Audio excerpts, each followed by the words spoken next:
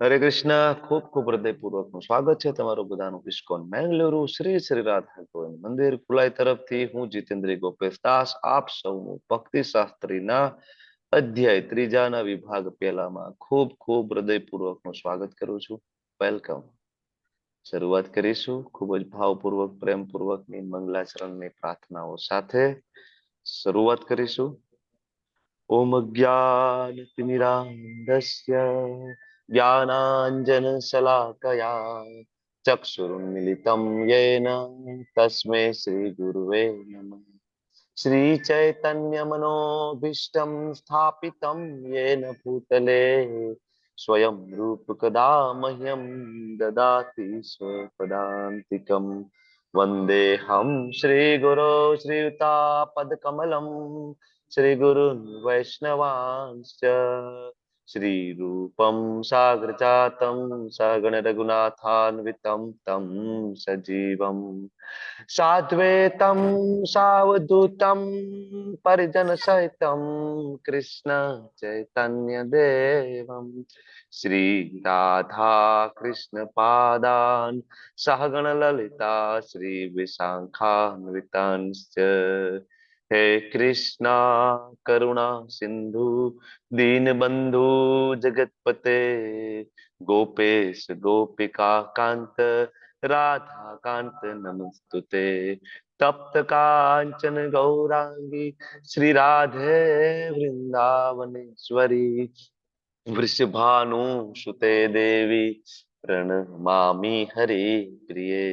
वाञ्छाकल्पतरुभ्यश्च कृपा सिन्धुभ्य एव च पतितानां पावनेभ्यो वैष्णवेभ्यो नमो नमः. नमो विष्णुपादाय कृष्णप्रेष्ठाय भूतले श्रीमते भक्ति वेदांत स्वामिनिति नामिने.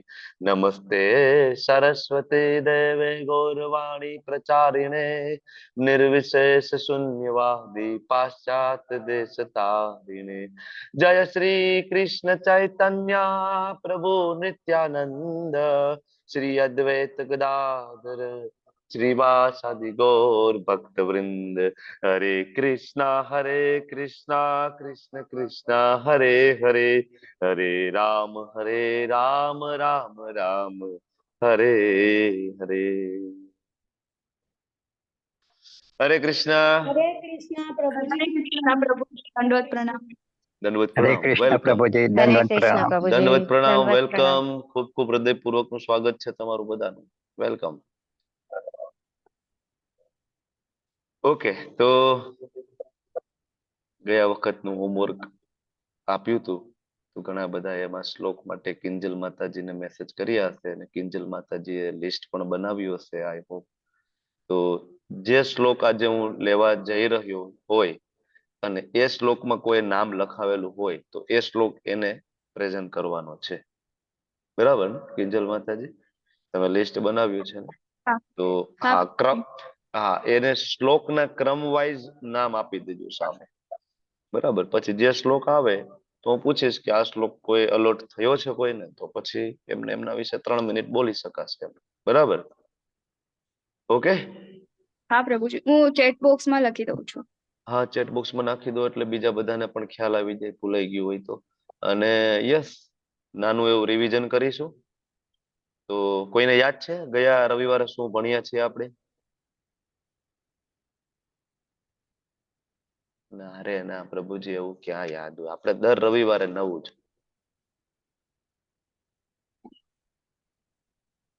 બોલો, કોણ બોલશે? અનિતા માતાજી બોલો થોડુંક, પછી થોડું જિજ્ઞેશ હરે કૃષ્ણ પ્રભુ પ્રભુજી. બોલશે. હા બોલો બોલો.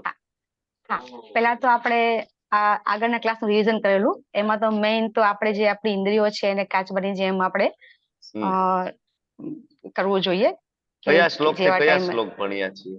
હા પ્રભુજી, હા આપણે આ વખતે આપણે પહેલા 59 નંબરના શ્લોક ની અંદર આપણે હાર્ટ ટેસ્ટ મળે લો ટેસ્ટ સુધી જાય એ આપણે લીધું. પછી 2.60 ની અંદર આપણે એવું લીધું કે આપણી ઇન્દ્રિયો છે એટલી વેગવાન હોય છે કે દાખલા તરીકે વિશ્વામિત્ર જેવા ઋષિ પણ એમાં થાપ ખાઈ ગયા હતા. પછી 61માં શ્લોકમાં પાછા સ્થિત પ્રજ્ઞાના લક્ષણો આવી ગયા હતા. એમાં આપણે અમરીશ મહારાજનું એક્ઝામ્પલ લીધું હતું. પછી 62-63માં વ્યક્તિના પતનના 8 તબક્કા એ આપણે લીધા હતા. પછી પાછું 64-65માં પાછા સ્થિત પ્રજ્ઞામાં કેમ ચાલે છે, એ વ્યક્તિ રાગ દ્વેષથી મુક્ત હોય, ત્રિવિધતા પરિણામ નષ્ટ થઈ જાય, બુદ્ધિ સ્થિર થઈ જાય છે, એવું આપણે લીધું હતું. પછી 66માં પણ પાછું એ બુદ્ધિ દિવ્ય થઈ જાય છે એની, અને મન સંયમિત બુદ્ધિ જેની 66માં આપણે એવું લીધું કે કેવી રીતે સુખ ના મળે એમ, કે એની બુદ્ધિ દિવ્ય ના હોય, બુદ્ધિ દિવ્ય ન હોય એટલે મન સંયમિત ના થાય, મન સંયમિત ના થાય એટલે શાંતિ ન મળે, શાંતિ ન મળે તો સુખ પણ ના મળે. એનું ઉલટું પણ કહી શકાય કે સુખ કેવી રીતે મળે, તો કે સુખ જો શાંતિ હોય તો સુખ મળે, શાંતિ કેવી રીતે મળે, તો કે મન સંયમિત થાય તો શાંતિ મળે, એ પ્રમાણે લીધું આપણે પ્રભુજી. પછી 67માં જો આપણે લીધું એક પણ ઇન્દ્રિય આપણી ભટકાઈ જાય, એટલે એમ કે ઇન્દ્રિયો એટલી વેગવાન છે કે એમાં એક પણ ઇન્દ્રિય જો ભટકાઈ જાય તો આપણું કામકાજ પૂરું થઈ જાય, બધું જ આપણું જે કઈ છે એ બધું આપણે નષ્ટ થઈ જાય છે આપણું. પછી આત્મ પ્રવણા બુદ્ધિ અને વિષય પ્રવણા બુદ્ધિ વિશે આપણે વાત કરી હતી. અને પછી બુદ્ધિની વિશે પાછું એક્ઝામ્પલ આપણે લીધું કે પોલીસ અને ચોર બંને બુદ્ધિનો ઉપયોગ કરતા હોય છે, બરાબર છે. તો પોલીસ પોતે ચોરને શોધવા માટે બુદ્ધિ ઉપયોગ કરે છે, ચોર પોતે ત્યાંથી છુપવા માટે બુદ્ધિનો ઉપયોગ કરે છે.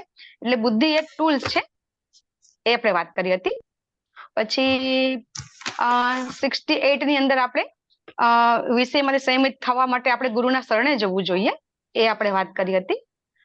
પછી 69માં આપણે ભૌતિકવાદી અને આધ્યાત્મિકવાદી ભક્તો અને અભક્તો વિશે આપણે વાત કરી હતી કે ધારો કે અભક્ત હોય તો એ શું કરે, ગોવર્ધન પર્વતની યાત્રા કરે, અને અભક્ત હોય એ વોકિંગ કરે. પછી પાછું 70માં પણ આપણે પાછું ભક્ત અને અભક્તની મનોસ્થિતિનું વર્ણન કર્યું હતું. પછી 71માં નિષ્પૃહ નિર્મમ નિરહંકાર વિશે વાત કરી હતી આપણે. ઈચ્છાનો ત્યાગ, સામિત્વના ભાવનો ત્યાગ, મિથ્યા અહંકારનો ત્યાગ, અને આ બધું થાય તો છેવટે આપણે ધામમાં જઈ શકીએ છીએ. હરે કૃષ્ણ પ્રભુજી. પાછું યમુનાચાર્યનું એક્ઝામ્પલ લીધું હતું. ઓકે, ખૂબ સરસ, ખૂબ સરસ. ધેન બીજા કોઈને કઈ એડ કરવું છે આમાં? એનીબડી? જિગ્નેશ પ્રભુ. હરે કૃષ્ણ પ્રભુજી. યસ પ્રભુ, બોલો બોલો. ત્યાં મિસિંગ છે ત્યાં જ આપણે હાઇલાઇટ કરીએ કે 2.59માં પરમ દષ્ટા નિવર્તનતે એ જોયું આપણે કે કૃષ્ણ ભાવના મૃતમાં ઉત્કૃષ્ટ રસનો અનુભવ થાય પછી બીજા બધા વિષયોનો રસ જતો રહે. ત્યાર પછી આપણે 261 થી 262માં આપણે ધ્યાયતો શબ્દ વિશે બહુ બૃહદ ચર્ચા કરી કે ધ્યાયતો વ્યક્તિનું ધ્યાન આકર્ષણ કરે, વિચાર કરતા મૂકી દે.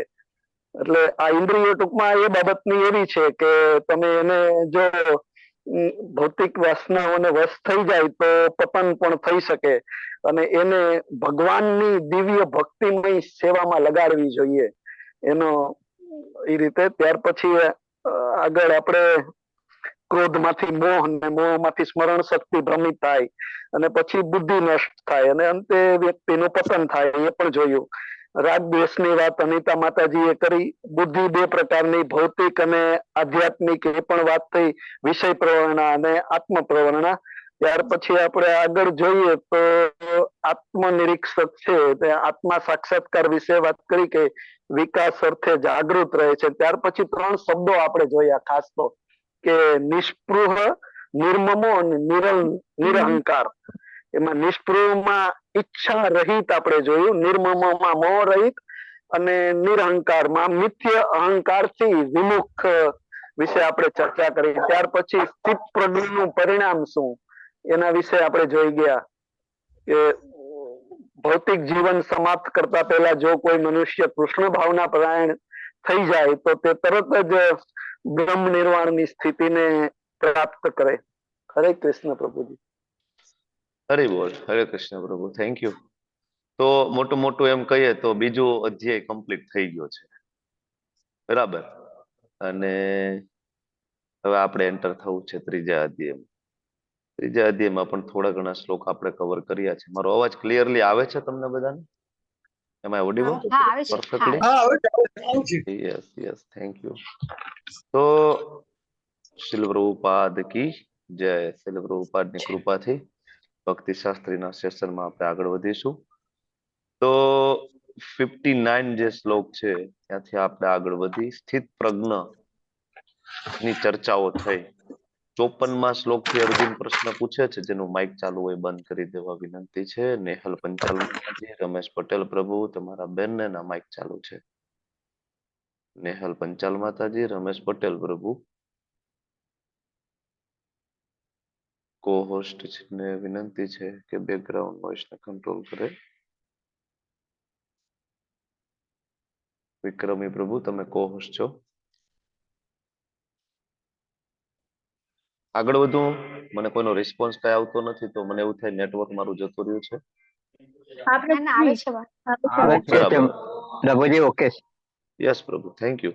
તો અર્જુનના પ્રશ્ન અને ભગવાનના જવાબ. સ્થિત પ્રજ્ઞ કેવી ભાષા છે, કેવી રીતે બોલે છે, કેવી રીતે બેસે છે, કેવી રીતે ચાલે છે. પ્રશ્ન બહુ સરળ લાગે, પણ એની ખૂબ બૃહદ ચર્ચા ડિટેલમાં આપણે જોયું પ્રભુપાદના તાત્પર્યમાંથી, પણ આપણે ઘણા બધા સેન્ટેન્સ ટોપિક લઈને ચર્ચાઓ કરી. બરાબર. અને 59માં કાચબાનું ઉદાહરણ, સાપનું ઉદાહરણ લઈ અને આપણે આગળ વધ્યા. પરમ દષ્ટવા ન નિવર્તન્તે, તમે બધા જે ચર્ચાઓ કરી એ પ્રમાણે. અને એક ગ્રુપ એક્સરસાઇઝ આપણે લીધી હતી લાસ્ટ ટાઈમ, જેમાં ત્રીજા અધ્યાયના પણ શ્લોક આપણે કવર થયા હતા.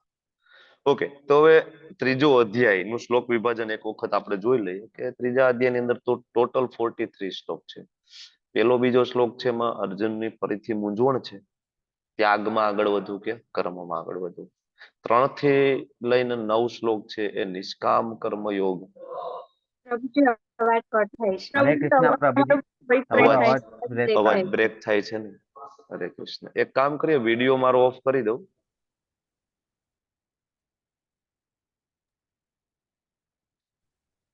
ત્રણ થી લઈને 9 શ્લોકમાં અર્જુન માટે નિષ્કામ કર્મયોગ ધ્યાન યોગ થી વધારે સારો છે, ભગવાન એવું સમજાવે છે. 10 થી લઈને 16 શ્લોકની જે આજે ચર્ચા થશે ને, એમાં મોટી મોટી જે ચર્ચાઓ થવાની છે એ કર્મ કાંડને રિલેટેડ ચર્ચાઓ થશે આજે.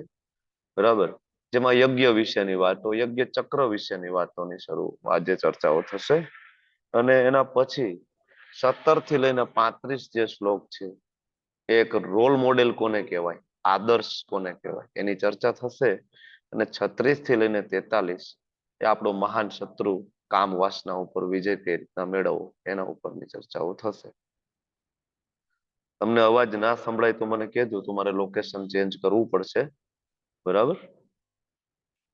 ક્લિયર ઓકે આવતું હોય પ્રભુજી. ત્યાં સુધી મને કહેજો, અને જો કટ થાય તો પછી મને એ પ્રમાણે જાણ કરજો, તો હું લોકેશન ચેન્જ કરીશ. તો 3.1 થી આપણે આગળ વધવું છે આજે. પહેલા શ્લોક થી આપણે ત્યાં ગયા વખતે બ્રેક મારી હતી. ઓકે, તો 3.1 અર્જુન ઉવાચ, અર્જુન પૂછે છે કે જનાર્દન, હે કેશવ, જો તમે બુદ્ધિને સકામ કર્મ કરતા વધારે શ્રેષ્ઠ માનતા હો તો પછી તમે મને આ ઘોર યુદ્ધ કરવા માટે શા માટે પ્રેરો છો? વાય? બરાબર. એકચ્યુઅલી અર્જુન પાસે કૃષ્ણ શું કરવા માંગે છે એ તો ભગવાને ઘણી વાર કહી દીધું, ભાઈ તું યુદ્ધ કર. કારણે ઘણા આપ્યા. પેલું કારણ આપ્યું કે આત્મા મરતી નથી, શરીર મરે છે, તેથી યુદ્ધ કરો. બીજું, ક્ષત્રિય છો, તારો ધર્મ છે, તેથી યુદ્ધ કરો. ત્રીજું, પાપ પુણ્યની બાબતમાં ચિંતા ના કરો અને યુદ્ધ કરો. અને છેલ્લે આત્મજ્ઞાની સ્થિત પ્રજ્ઞના લક્ષણો કહ્યા અને કહ્યું કે યુદ્ધ કરો. એટલે એવું નથી કે ભગવાને અર્જુનને નથી કહ્યું, કે અર્જુન સમજી ના શકે એવું કઈ ભગવાન ગોટાળે ચડાવે એવી ભાષા કોઈ વાપરે છે નહીં. પણ અર્જુન વધારે સારી રીતે જાણવા માંગે છે કે કઈ રીતે તમે મને કહો છો કે મારા માટે યુદ્ધ કરવું એ વધારે શ્રેયસ્કર છે. કારણ કે બીજા અધ્યાયનો 49મો શ્લોક, દુરેણિ અવરમ કર્મ બુદ્ધિ યોગાત ધનંજય, જે આપણે લેવલ 2 માં પણ લઈએ છીએ. જે શ્લોકના આધારે અર્જુનને એવું લાગે છે કે બુદ્ધિ યોગ એટલે જ્ઞાન યોગ, અને જ્ઞાન યોગ એટલે બધું છોડીને જંગલમાં જતું રહેવું, ત્યાગ વૈરાગ્યનો માર્ગ. અર્જુન આવું સમજી રહ્યા છે.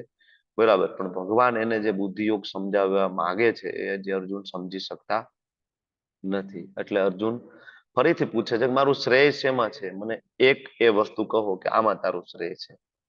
બરાબર. એટલે બુદ્ધિયોગ એ જડતા નથી. પ્રભુપાદ તાત્પર્યમાં એ પણ લખે છે કે બુદ્ધિયોગ એટલે કે કૃષ્ણ ભાવના યુગ, તો કૃષ્ણ ભાવના મૃતમાં આગળ વધવું, મતલબ કે ભક્તિ યોગમાં આગળ વધવું, એ કોઈ જડતા નથી કે ભાઈ હાલો હું બહુ મોટો ભક્ત થઈ ગયો છું અને હવે તો હું બસ એકાંત સ્થળે જતો રહું, બધું છોડી દઉં, જંગલમાં જતો રહું. ઘણા બધા આવું માની રહેતા હોય છે. પ્રભુપાદ તાત્પર્યમાં સમજાવે છે કે નહીં, અર્જુનને પણ એવું લાગતું હતું કે નહીં, હું બુદ્ધિયોગની પ્રેક્ટિસ જંગલમાં જઈને કરીશ. એટલે ભગવાન કે નહીં, બરાબર, એ બુદ્ધિયોગ નથી. પ્રભુપાદ તાત્પર્યમાં એ સમજાવે છે. ઘણા લોકો જડતા માની લે, પણ પ્રભુજી નોટ ઓડિબલ. ના ઓડિબલ, નોટ ઓડિબલ, નોટ હા ઓકે હા આવે હવે છે. આવે છે. હવે આવ્યો પ્રભુજી અવાજ. આવ્યો ને? હરે કૃષ્ણ. હરે કૃષ્ણ હરે કૃષ્ણ કૃષ્ણ કૃષ્ણ હરે હરે. એમ ઓડિબલ? હા હા પ્રભુજી. પ્રભુજી. તો ઘણા બધા એવું મને ભક્તિમાં આવે ને એટલે એમ લાગે બધું માયા છે, હું એક જ સારો છું, આખી આખી દુનિયા માયા છે. બરાબર, હું એકલો સારો, કારણ કે હું રોજ જપ કરું છું, મંગલા આરતીમાં ઉઠું છું, બરાબર, 4 નિયમોનું પાલન કરું છું, બધું માયા છે ભાઈ, મારે બધાથી દૂર રહેવાનું છે. આમ કરીને એકાંત સ્થળે જતો રહ્યો. સોશિયલી વ્યક્તિ ડિટેચ થઈ જાય, પણ પછી ધીમે ધીમે એને એનો જ ઘમંડ આવે. શેનો? કે હું બધાથી સારું છું. બરાબર, પછી સમાજમાં, બરાબર, એની પ્રતિષ્ઠા, એની નામના, એના ચક્કરમાં એ ભાઈ પડી જાય. જોયું કે કેવો કેવો વૈરાગી છે, કેવો ભક્ત છે, એમાં પડી જાય. એટલે પ્રભુપાદ ના પડે છે આમ કરવું ને, એના કરતા કર્મ કરવાનું નિષ્કામ ભાવથી શરૂઆતમાં. એક લેવલ છે, આગળ આવશે ત્યારે ભગવાન સમજાવશે, બરાબર, પણ અહીંયા હજી એ લેવલનો અધ્યાય આવ્યો નથી. એટલે ભગવાન કર્મ કરવાનું કહે છે, પણ કર્મ કરવાનું કઈ રીતના? નિષ્કામ ભાવે કરવાની વાત છે. આગળ અર્જુન બીજા શ્લોકની અંદર એ ફરીથી પૂછે છે, ભગવાન વ્યામિશ્રેણ વાક્યેન બુદ્ધિ મોહયસેવ મે. તમારા જે ઉપદેશ છે કેવા છે? વ્યામિશ્રેણ, મિશ્ર, બરાબર, દ્વિઅર્થી મને લાગે છે. આનાથી મારી બુદ્ધિ મોહયસેવ મે, બરાબર, મને નથી સમજાતું. કૃપા કરીને તદ એકમ, એક હોય એવું કહો ને, નિશ્ચિત્ય, નિશ્ચિત કરીને, બરાબર, કે યેન, કે જે શ્રેય, જેમાં મારું શ્રેય હોય, આ મને કહો. સૌથી હિતા હોય એ કહો. બરાબર, એક જ પ્રશ્ન છે, પૂછવાની રીત જુદી જુદી છે અર્જુન. બરાબર, ભગવાન મને કહો કે કર્મ કે પછી જ્ઞાન. કારણ કે અર્જુનને એવું લાગે છે કે જ્ઞાન એટલે કે એમાં ફરજો નિભાવવાની હોતી નથી, બધું છોડી દેવાનું છે. જ્ઞાનનો મતલબ શું છે? બધું છોડી દેવાનું, ત્યાગ, વૈરાગ્ય, બરાબર. અને કર્મની અંદર તો નિયત ફરજો નિભાવવાની હોય. તો પછી આ બે એક સાથે કેવી રીતના પોસિબલ બને? કર્મ અને જ્ઞાન, બરાબર. એટલે પ્રભુપાદ તાત્પર્યમાં લખે છે કે એવું નથી કૃષ્ણ કઈ અર્જુનના એ મૂંઝવણમાં નાખવા માંગતા હોય, પણ અર્જુન એ સમજી નથી શકતા કે કૃષ્ણ ભાવના મૃતનો જે રસ્તો છે એ નિષ્ક્રિયતાનો છે કે પછી સક્રિયતાનો છે. બરાબર, કૃષ્ણ ભાવના મૃતમાં જવું એટલે કે નિષ્ક્રિય થઈ જવું કે સક્રિય? ઘણા બધા જો સંસાર છોડી દે, ટોટલ નિષ્ક્રિય થઈ જાય, જુનાગઢ જતા રહીએ, ઋષિકેશ જતા રહીએ, હરિદ્વાર જતા રહીએ, ટોટલ ડિટેચમેન્ટ, બરાબર. પાછું ત્યાં જઈને પોતાની ભક્તિ એવી ખાસ હોય નહીં, કારણ કે ધ્યાનમાં બેસવું અને નિરાકાર બ્રહ્મની ઉપાસના કરવી એ કળિયુગનો યુગ ધર્મ છે ને, આપણને ખ્યાલ છે. અને બીજું 12મા અધ્યાયના 5મા શ્લોકમાં સ્વયં ભગવાન એમ કે છે કે રસ્તો બહુ કષ્ટપ્રદ છે. તો દેહધારીઓએ એ રસ્તા ઉપર પ્રગતિ સાધવી હશે તો બહુ મુશ્કેલ છે, વેરી ડિફિકલ્ટ, બરાબર.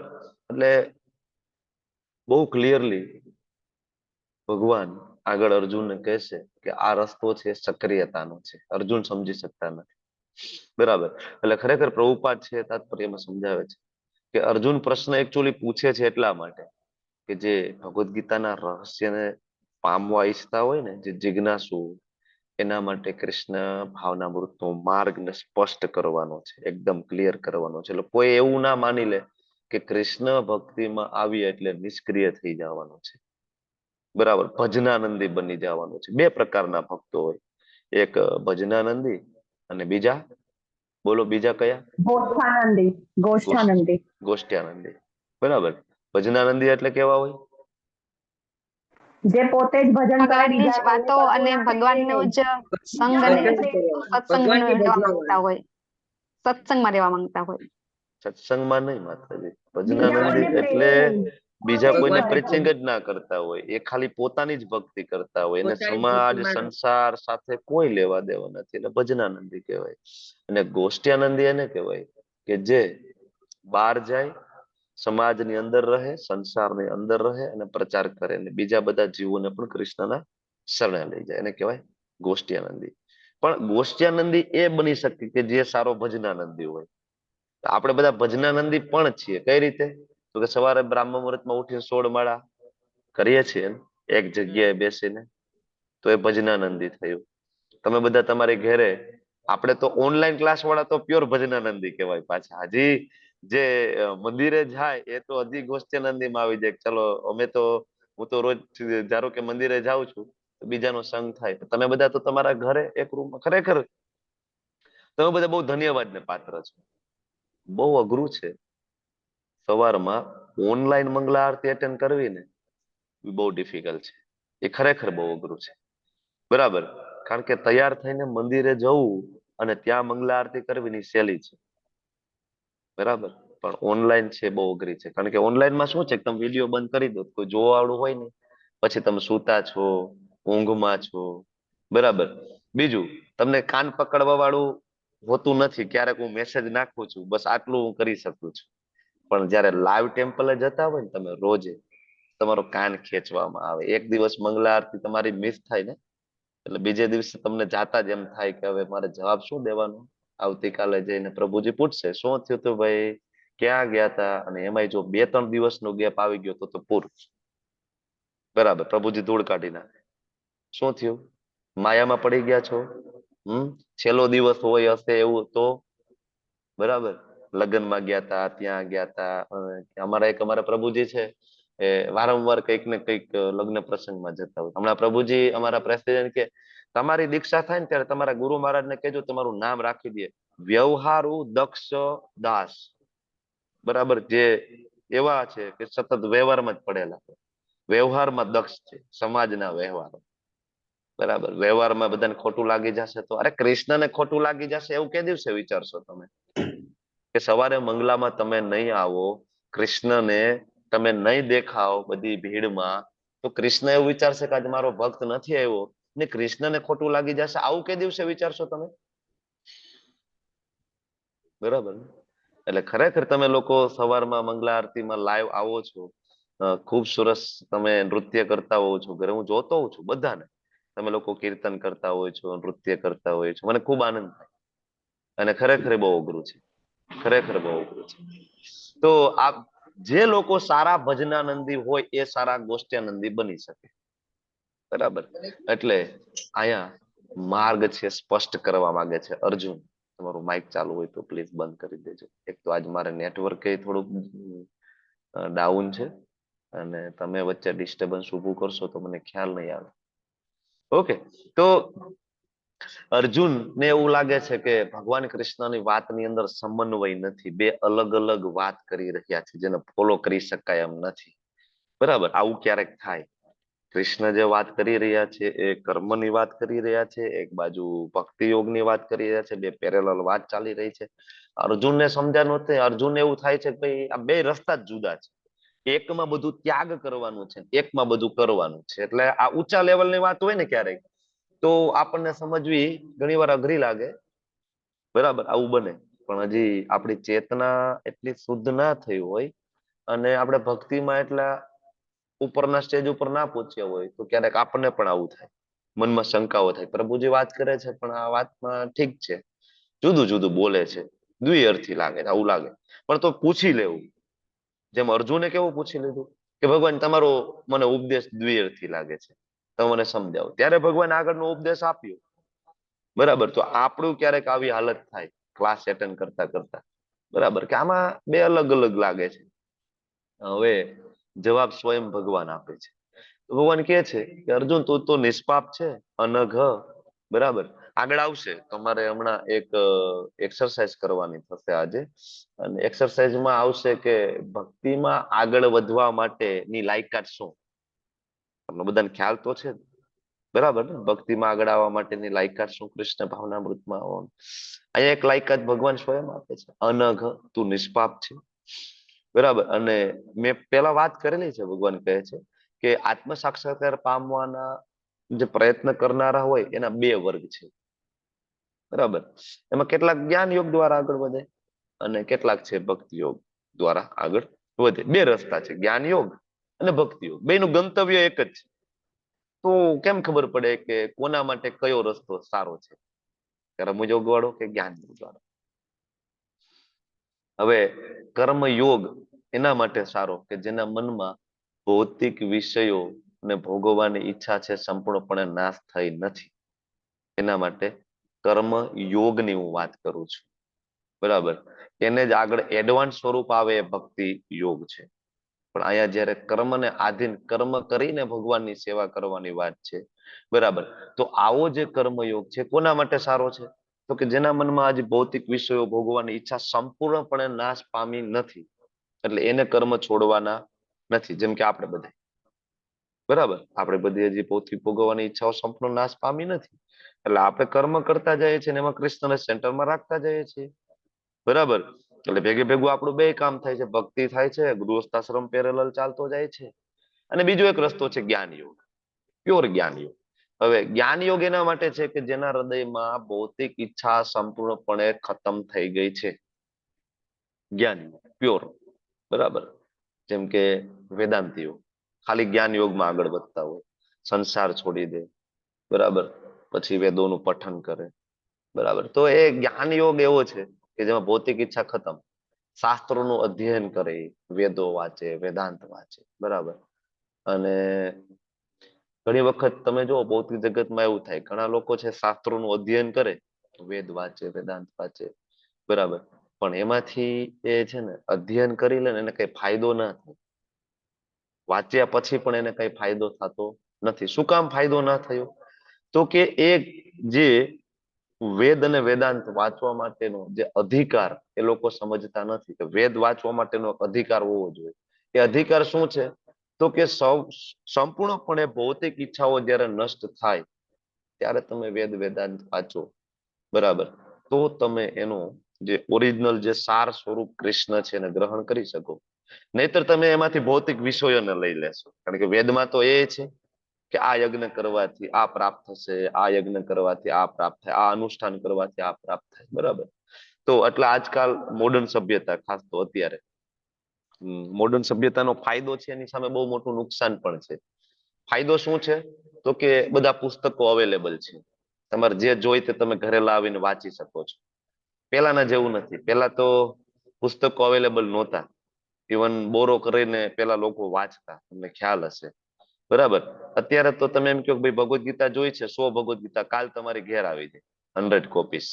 તમે એમ કહો વેદ વાંચવા છે, કાલ તમારી ઘરે વેદ આવી જાય. પેલાના જમાનામાં આટલું ઈઝી અવેલેબલ સાહિત્ય નહોતું, બરાબર. પણ અત્યારે આટલું ઈઝી અવેલેબલ સાહિત્ય છે ને, એના કારણે લોકોને એવું લાગે છે કે અમને અધિકાર છે વાંચવાનો, બધા જ વાંચે છે.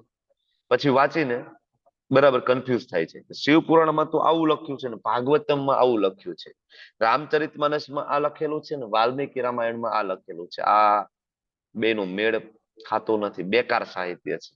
આ બધી કપોળ કલ્પિત કલ્પનાઓ લાગે છે, કારણ કે આ બેમાં જુદું જુદું છે. એક જ લખનાર છે, છતાં એકમાં કંઈક કંઈક લખે છે ને એકમાં કંઈક કંઈક લખે છે. સમજી નથી શકતા કે આ કલ્પ ભેદની કથાઓ છે, બરાબર, બ્રહ્માંડ ભેદની કથાઓ છે. સમજી નથી શકતા, કારણ કે વેદ સાહિત્ય વાંચવા માટેનો એક અધિકાર હોય છે. ચેતના જ્યારે એ લેવલની થાય ત્યારે તમે એને ડીકોડ કરી શકો. ધારો કે તમને ખબર હશે કે આપણા દેશના સિક્યુરિટી સિસ્ટમ ના જે કઈ સંવાદો થતા હોય ને, આપલે મેસેજ, એ એક કોડેડ લેંગ્વેજમાં હોય, કોડેડ, બરાબર. ઇંગ્લિશ તો હોય, તમે વાંચો તમને થોડું ઘણું સમજાય, પણ તમે એને ડીકોડ ના કરી શકો. હું તમને બીજી વાત કરું કે સામાન્ય અંગ્રેજી અને મેડિકલ સાયન્સ નું અંગ્રેજી એ જુદું છે, ખબર છે? જે લોકો MBBS કરે ને, બરાબર, MBBS કરે, સર્જન બને, એની બુકમાં જે અંગ્રેજી આવે ને એ કોમન અંગ્રેજી કરતા જુદું છે. તમે ઘરે લાવી શકો, તમે વાંચી શકો પણ ખરા, પણ તમે એનો ઓરિજિનલ અર્થ સમજી નથી શકતા, કારણ કે એ તો જે ડોક્ટર બનશે એને જ ખબર છે, કારણ કે એ કોડેડ લેંગ્વેજ છે. સેમ અહીંયા વેદ, વેદાંત, ભગવદ્ ગીતા આ બધું કેવું છે? કોડેડ લેંગ્વેજ છે. એટલે એના માટે પેલા એક યોગ્યતા અર્જિત કરવી બહુ જરૂરી છે. એટલે ભગવાન ચોથા અધ્યાયથી જ કહે છે ને અર્જુનને કે અર્જુન ભક્તો અસી મેં સખા ચેતી એવમ પરંપરા પ્રાપ્તિ. બરાબર, એક તો યોગ્યતા અને એક પદ્ધતિ, આ બહુ મહત્વની વસ્તુ છે. તો ખબર પડશે કોના માટે જ્ઞાન યોગ અને કોના માટે ભક્તિ યોગ એટલે કે કર્મયોગ. ઓકે, હવે આગળ કહે છે મનુષ્યને કર્મનો સમૂળગો પ્રારંભ ના કરવાથી એક તો કર્મ ચાલુ જ નથી કરવા, અને બીજું કર્મ ફળથી મુક્તિ પ્રાપ્ત થતી નથી, અને બીજું કર્મનો ત્યાગ કરી દે. કર્મનો સમૂળગો પ્રારંભ ના કરવાથી ન તો કર્મ ફળથી મુક્તિ પ્રાપ્ત થાય છે, ન તો કર્મ ત્યાગથી એને પૂર્ણતા પ્રાપ્ત થાય છે. કર્મને છોડી દે તો પૂર્ણતા ના મળે, અને કર્મોનો શરૂઆત જ ના કરે તો પણ એને કર્મ ફળથી મુક્તિ પ્રાપ્ત થતી નથી. મતલબ કર્મ તો કરવું પડે. રિઝલ્ટ બધાને જોઈ છે, પણ એનો સંઘર્ષ કોઈને જોતો નથી. સંન્યાસ ઘણા બધા લઈ લેતા હોય, બીજા બધા સંપ્રદાયમાં ઇસ્કોન કરતા સંન્યાસ લેવો બહુ ઈઝી છે. સંન્યાસ લઈ લે, પણ એની જે યોગ્યતા છે ભગવાન અહીંયા ઇનડાયરેક્ટલી એ સમજાવી રહ્યા છે કે એની યોગ્યતા, પેલા કર્મ કરો, એની પાછળનો જે સંઘર્ષ છે એ સંઘર્ષ કરો. બરાબર, બાકી કર્મથી વિમુખ થઈ જશો તો તમે કર્મ ફળથી બચી શકતા નથી. That is impossible. બરાબર, ઘણા બધાને એમ થાય કે કર્મમાં બહુ તકલીફ છે, કે છોડો ઘર બાર, ચલો હરિદ્વાર, ભાગો. એક જ મિનિટ. હા, યસ. તો તમે જોવો ને તો ત્યાગના પણ 3 પ્રકાર છે. કયા? કોઈ એમ કે નહીં હું ત્યાગ કરી દઉં, તો ત્યાગને 3 પ્રકાર છે ને. કયા ત્યાગના 3 પ્રકાર? સત્વગુણી, રજોગુણી અને તમોગુણી. સત્વગુણી, રજોગુણી, તમોગુણી. એનું ગંતવ્ય શું થાય ત્રણેયનું? બોલો. તમો બોલો બોલો બોલો. તમોગુણી ત્યાગ કરે તો? હા, એટલે એ મોહવશ ત્યાગ થયેલો હોય એટલે એ ત્યાગ તમોગુણી કહેવાય એને. નહીં, ગંતવ્ય શું? ગંતવ્ય એટલે એનું ડેસ્ટિનેશન શું થઈ જાય? જો એની સ્થિતિ ત્યાંની હા, ત્યાં જ રહે એ છે. નીચેના હા, લોકમાં એ જાય. પાછો નીચેના લોકમાં જાય. નીચેના લોકમાં જાય. અરે ત્યાગ કરીને પણ નીચે ફોલ ડાઉન થાય તમોગુણી. રજોગુણી ત્યાગ કરીને ઉપરની ગતિ ના થાય એ પણ, અને સતોગુણી ત્યાગ કર્યા પછી પણ કદાચ ઉપરના લોક પ્રાપ્ત થાય, તો આ ત્યાગ કરવા છતાં પણ એને કોઈ એવું શ્રેષ્ઠ ફળ પ્રાપ્ત થતું નથી. ભગવાન એ અર્જુનને સમજાવે છે કે કર્મ છોડી દઈશું અર્જુન, અને ત્યાગ કરવાની તું વાત કરતો હોય તો ત્યાગના 3 પ્રકાર છે. બરાબર, અને આ જે ત્યાગ છે એ પણ બાંધે છે. હૃદયની શુદ્ધિ વગરનો જે સંન્યાસ છે કોઈને કંઈ ફળ આપી શકવાનો નથી. ઉલટાનો આ પ્રકારનો સંન્યાસ છે સમાજની અંદર માત્ર ને માત્ર ઉપદ્રવ મચાવશે. એટલે એના કરતા બુદ્ધિયોગમાં કર્મ કરવું એ વધારે સારું છે. ધીમે ધીમે ઉન્નતિ થશે, કારણ કે સંન્યાસ માટેની એક લાયકાત છે અભયમ. અભયમ નામનો ગુણ જ્યાં સુધી હૃદયમાં પ્રગટ ના થાય ત્યાં સુધી સંન્યાસ લેવો જોઈએ નહીં. બરાબર, એટલે આપણે શીખવાનું છે. બરાબર, આપણે વિચારવાનું છે મારી ચેતના કયા લેવલની છે. કોપી કરવાની નથી. આપણી ચેતના જે લેવલની હોય ને એ લેવલ સુધી આપણે આગળ વધી શકાય છે. ઓકે, આગળ કહે છે કે પ્રત્યેક વ્યક્તિને તેને ભૌતિક પ્રકૃતિ દ્વારા મેળવેલા ગુણો, કયા ગુણો? સત્વગુણ, રજોગુણ અને તમોગુણ. એના દ્વારા મેળવેલા ગુણો દ્વારા વિવશ થઈને કર્મ કરવું પડશે. કોઈ પણ મનુષ્ય એક ક્ષણ માટે પણ કર્મ કર્યા વગર રહી શકે નહીં. બરાબર, હવે કર્મ તો કરવું પડશે. જે પ્રભુપાદ તાત્પર્યમાં પણ સમજાવે છે કે આત્માનો સ્વભાવ છે. ભૌતિક પ્રકૃતિ દ્વારા 3 ગુણો અર્જિત થયા, અને હવે આ 3 ગુણોમાં વ્યક્તિ હોય ને જો ત્યાગ કરે, તમે વિચાર કરો કે કોઈ વ્યક્તિ તમોગુણી હોય અને ત્યાગ કરે તો? તમોગુણી વ્યક્તિ છે એ ત્યાગ કરે તો શું કરશે આશ્રમમાં જઈને? તમોગુણી વ્યક્તિ ચરસ, નશો ગાં- કરશે. હા, ચરસ, ગાંજા, વ્યભિચાર, ધમાલ કરશે. ધમાલ, સ્કેન્ડલ, ન્યૂઝપેપરમાં આવશે અલગ અલગ આશ્રમ ની અંદર શું શું બધું ચાલતું આપણે જોઈ છે ને. તો આ થઈ ગયો તમોગુણી ત્યાગ. તો કોઈ રજોગુણી વ્યક્તિ એના છે, હિસાબે આશ્રમ લેવો. રજોગુણી કોઈ વ્યક્તિ ધારો કે સંન્યાસ લઈ લેતો, રજોગુણી વ્યક્તિ સંન્યાસ લઈ લે તો એની લાલચ નહીં છૂટે. એ મંદિરમાં બેસીને કમાવા પણ, માટે કરે. મંદિરમાં બેસીને પણ એ પૈસા એ ભોગ કમાવાનો ભોગવે. વિચાર છે. નામના લેશે. હા, ત્યાં નામના પ્રસિદ્ધિ. લેશે, હા. પ્રસિદ્ધિ લેશે, ભોગ ખાવા ભોગવવાની કામના કરશે, બીજાના કામના બ્લેક કરશે. મની ને વ્હાઈટ મનીમાં કન્વર્ટ કરવાની કોશિશ કરશે. ઘણા બધા આવા સંપ્રદાય ચાલે છે. ગુજરાતમાં બહુ મોટો વ્યાપ છે સંપ્રદાયનો, બરાબર, કે એમાં તમે થોડાક આગળ વધો એટલે તમને લોન અંદરથી આપવામાં આવે. આ મારો સ્વ અનુભવ હું તમને કહી રહ્યો છું, હું નામ નથી લેતો. પણ થોડાક તમે નજીક જાઓ અને એને ખબર પડે કે આ વ્યક્તિ ડોક્ટર છે, આ વ્યક્તિ સર્જન છે, અને આમાં ઇન્વેસ્ટ કરવામાં કઈ વાંધો નથી, બરાબર, તો તમને 5 લાખ 10 લાખ રૂપિયા ગમે ત્યારે મળે અડધી રાત્રે. એને ખબર છે આગળ જતા આ વ્યક્તિ કામ આવશે આપણા સંપ્રદાય, બરાબર, તો તમને વ્યાજે પૈસા મળે. તમારા બ્લેક મની ને વ્હાઈટ મનીમાં કન્વર્ટ કરવા માટેની વ્યવસ્થા કરવામાં આવે. મેં એની પેલા એક કિસ્સો તમને લોકોને કીધો હતો, રાજકોટ ટેમ્પલ આપણું, બરાબર, ટ્રુ ઇન્સિડન્સ છે.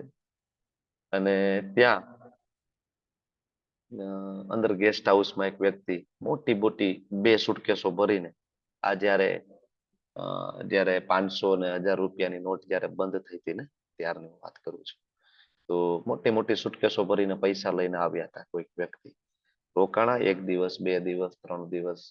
પ્રેસિડેન્ટને ધીમેથી વાત કરી કે ભાઈ મારી પાસે 2 કરોડ રૂપિયા છે, 2 કરોડ, અને અમે તમારા એકાઉન્ટમાં જમા કરાવી દઈએ છીએ, ડોનેશન પેટે દાન પેટીમાં મુકાવી દઈએ છીએ, દાન પેટી ખોલો પછી તમે બેંકમાં આપી દેજો, બરાબર, અને એનું શેરિંગ તમને અમે આપશું 25%. 2 કરોડ ને 25% એટલે 50 લાખ રૂપિયા જેવું એમ થાય. 50 લાખ રૂપિયા અમે ટેમ્પલને આપશું, 1.5 કરોડ રૂપિયા તમે અમે ફાઇટના કરીને આપી દો. જેવી ખબર પડી ને પ્રેસિડેન્ટે ફોન કર્યો, બરાબર, ઉપર, ને તરત જ કીધું કે એમને અત્યારે જ રવાના કરો. એના પૈસા, એના બોરિયા બિસ્તરા બધું જ લઈને અત્યારે એમને કહો ગેસ્ટ હાઉસ ખાલી કરી દે અને અત્યારે એમને રવાના કરતો ટેમ્પલમાંથી, બરાબર. તો આ પ્રોબ્લેમ છે કે રજોગુણમાં કરેલો ત્યાગ હશે તો ત્યાં જઈને લોકો શું વિચારશે, કેમ પૈસા. અને એ લોકો આવ્યા એને શું હતું, કારણ કે આવું થાય છે બીજા મંદિરે એટલા માટે. નહીતર કોઈ મંદિરમાં શું કામ આવે 2 કરોડ રૂપિયા લઈને, ખબર છે કે અમુક બીજા સંપ્રદાયના મંદિરોમાં આ બધી વ્યવસ્થા કરી આપવામાં આવે છે. એટલે કોઈ સત્વગુણમાં ત્યાગ કરશે તો સત્વગુણમાં ત્યાગ કરીને દાન કરશે, અન્ન ક્ષેત્ર બનાવશે, પુણ્ય અર્જિત કરશે, નિષ્કામ ભાવે કરશે. હા, નિષ્કામ ભાવે કરશે. એમાં કૃષ્ણ નહીં હોય, ફાયદો શું થશે, પણ કૃષ્ણ નહીં. હા, બરાબર, ભગવાન નહીં હોય. ઘણા બધા સંપ્રદાયો તમે જોવા જાવ ને તો અંદર જાવ તો ભગવાનની મૂર્તિ ને બધું હોય, પણ તમે એના પ્રવચનને બરાબર ધ્યાનપૂર્વક તમે સાંભળો ને તો છેલ્લે પોતાને ભગવાન બનવાની કામના ઉપસીને આવે અંદરથી કે આપણે જ ભગવાન છીએ, અલ્ટિમેટલી તો ભગવાન આપણે જ છીએ. એટલે એને પોતાના વિગ્રહ પ્રત્યે પ્રેમ ના હોય, જે આપણને કેમ કૃષ્ણ પ્રત્યે પ્રેમ છે, એને તો એના વિગ્રહ પ્રત્યે પ્રેમ ના હોય. વિગ્રહ તો એટલા માટે મૂક્યા છે કોમન પબ્લિક ને એટ્રેક્ટ કરવાની છે. કોમન પબ્લિક આવે, જોવે, બરાબર, ડોનેશન બોક્સમાં ડોનેશન. બાકી અંદર અંદરૂની કામના શું છે, તો કે આપણે જ ભગવાન બની જવાનું. મૂળ મુદ્દો તો આ જ છે. એટલે જ્યાં સુધી કૃષ્ણની સેવામાં તમે નથી લગાડતા, બરાબર, ત્યાં સુધી કોઈ સંન્યાસ લેવાનું વિચારવું જોઈએ નહીં. એટલે ભગવાન કહે છે અર્જુન તારો સ્વભાવ ક્ષત્રિયનો છે, તું જંગલમાં જાય, જંગલમાં જઈને તું શું કરીશ ભાઈ, ભીખ માંગવાની વાત કરે છો. હા, તું બ્રાહ્મણોની બાજુમાં બેઠો હશો ને ભિક્ષા માંગીશ, એક દિવસ કોઈ દાનવીર આવશે ને બધાને દાન કરશે, બધા બ્રાહ્મણોને, બરાબર, દાનવીર જતો રહેશે ને પછી એક બ્રાહ્મણ છે બીજા બ્રાહ્મણનું દાન છીનવી લેશે કે લાવ ભાઈ આ મારું છે, ઓલો બ્રાહ્મણ એમ કહેશે મને આપ્યું હતું, બરાબર, તો ઓલો જે બ્રાહ્મણ જેને છીનવી લીધું એમ કહેશે કે નહીં એ બધું મારું જ છે, મારો એકલાનું જ હક છે. આ સમયે તું અહીંયા બાજુમાં બેઠો હોય છો, તું શું કરીશ, ઉભો થઈને તલવાર જ ખેંચવાનો છો ને ત્યાં જઈને, બરાબર. તો ભાઈ ત્યાં જઈને તું તલવાર ખેંચી અને એક બ્રાહ્મણનો વધ કરીશ અને તને બ્રહ્મ હત્યાનું પાપ પણ લાગશે. તો બ્રાહ્મણોની વચ્ચે તારે ત્યાં ફાઇટ કરવી અને યુદ્ધ કરવું અને ત્યાં બ્રાહ્મણને દંડ આપીશ એના કરતા અહીંયા ક્ષત્રિય છો, અહીંયા લડી લે, મારા માટે લડી લે, બરાબર, એટલે બધું છોડીને બરાબર જતા રહીએ કદાચ, પણ છોડીને ત્યાં જઈને બીજું તો ચાલુ જ રહેવાનું. ભગવાન કે છે કઈક ને કઈક ને ચાલુ જ રહેવાનું છે, કારણ કે બધું જ છે કોનું? કૃષ્ણનું.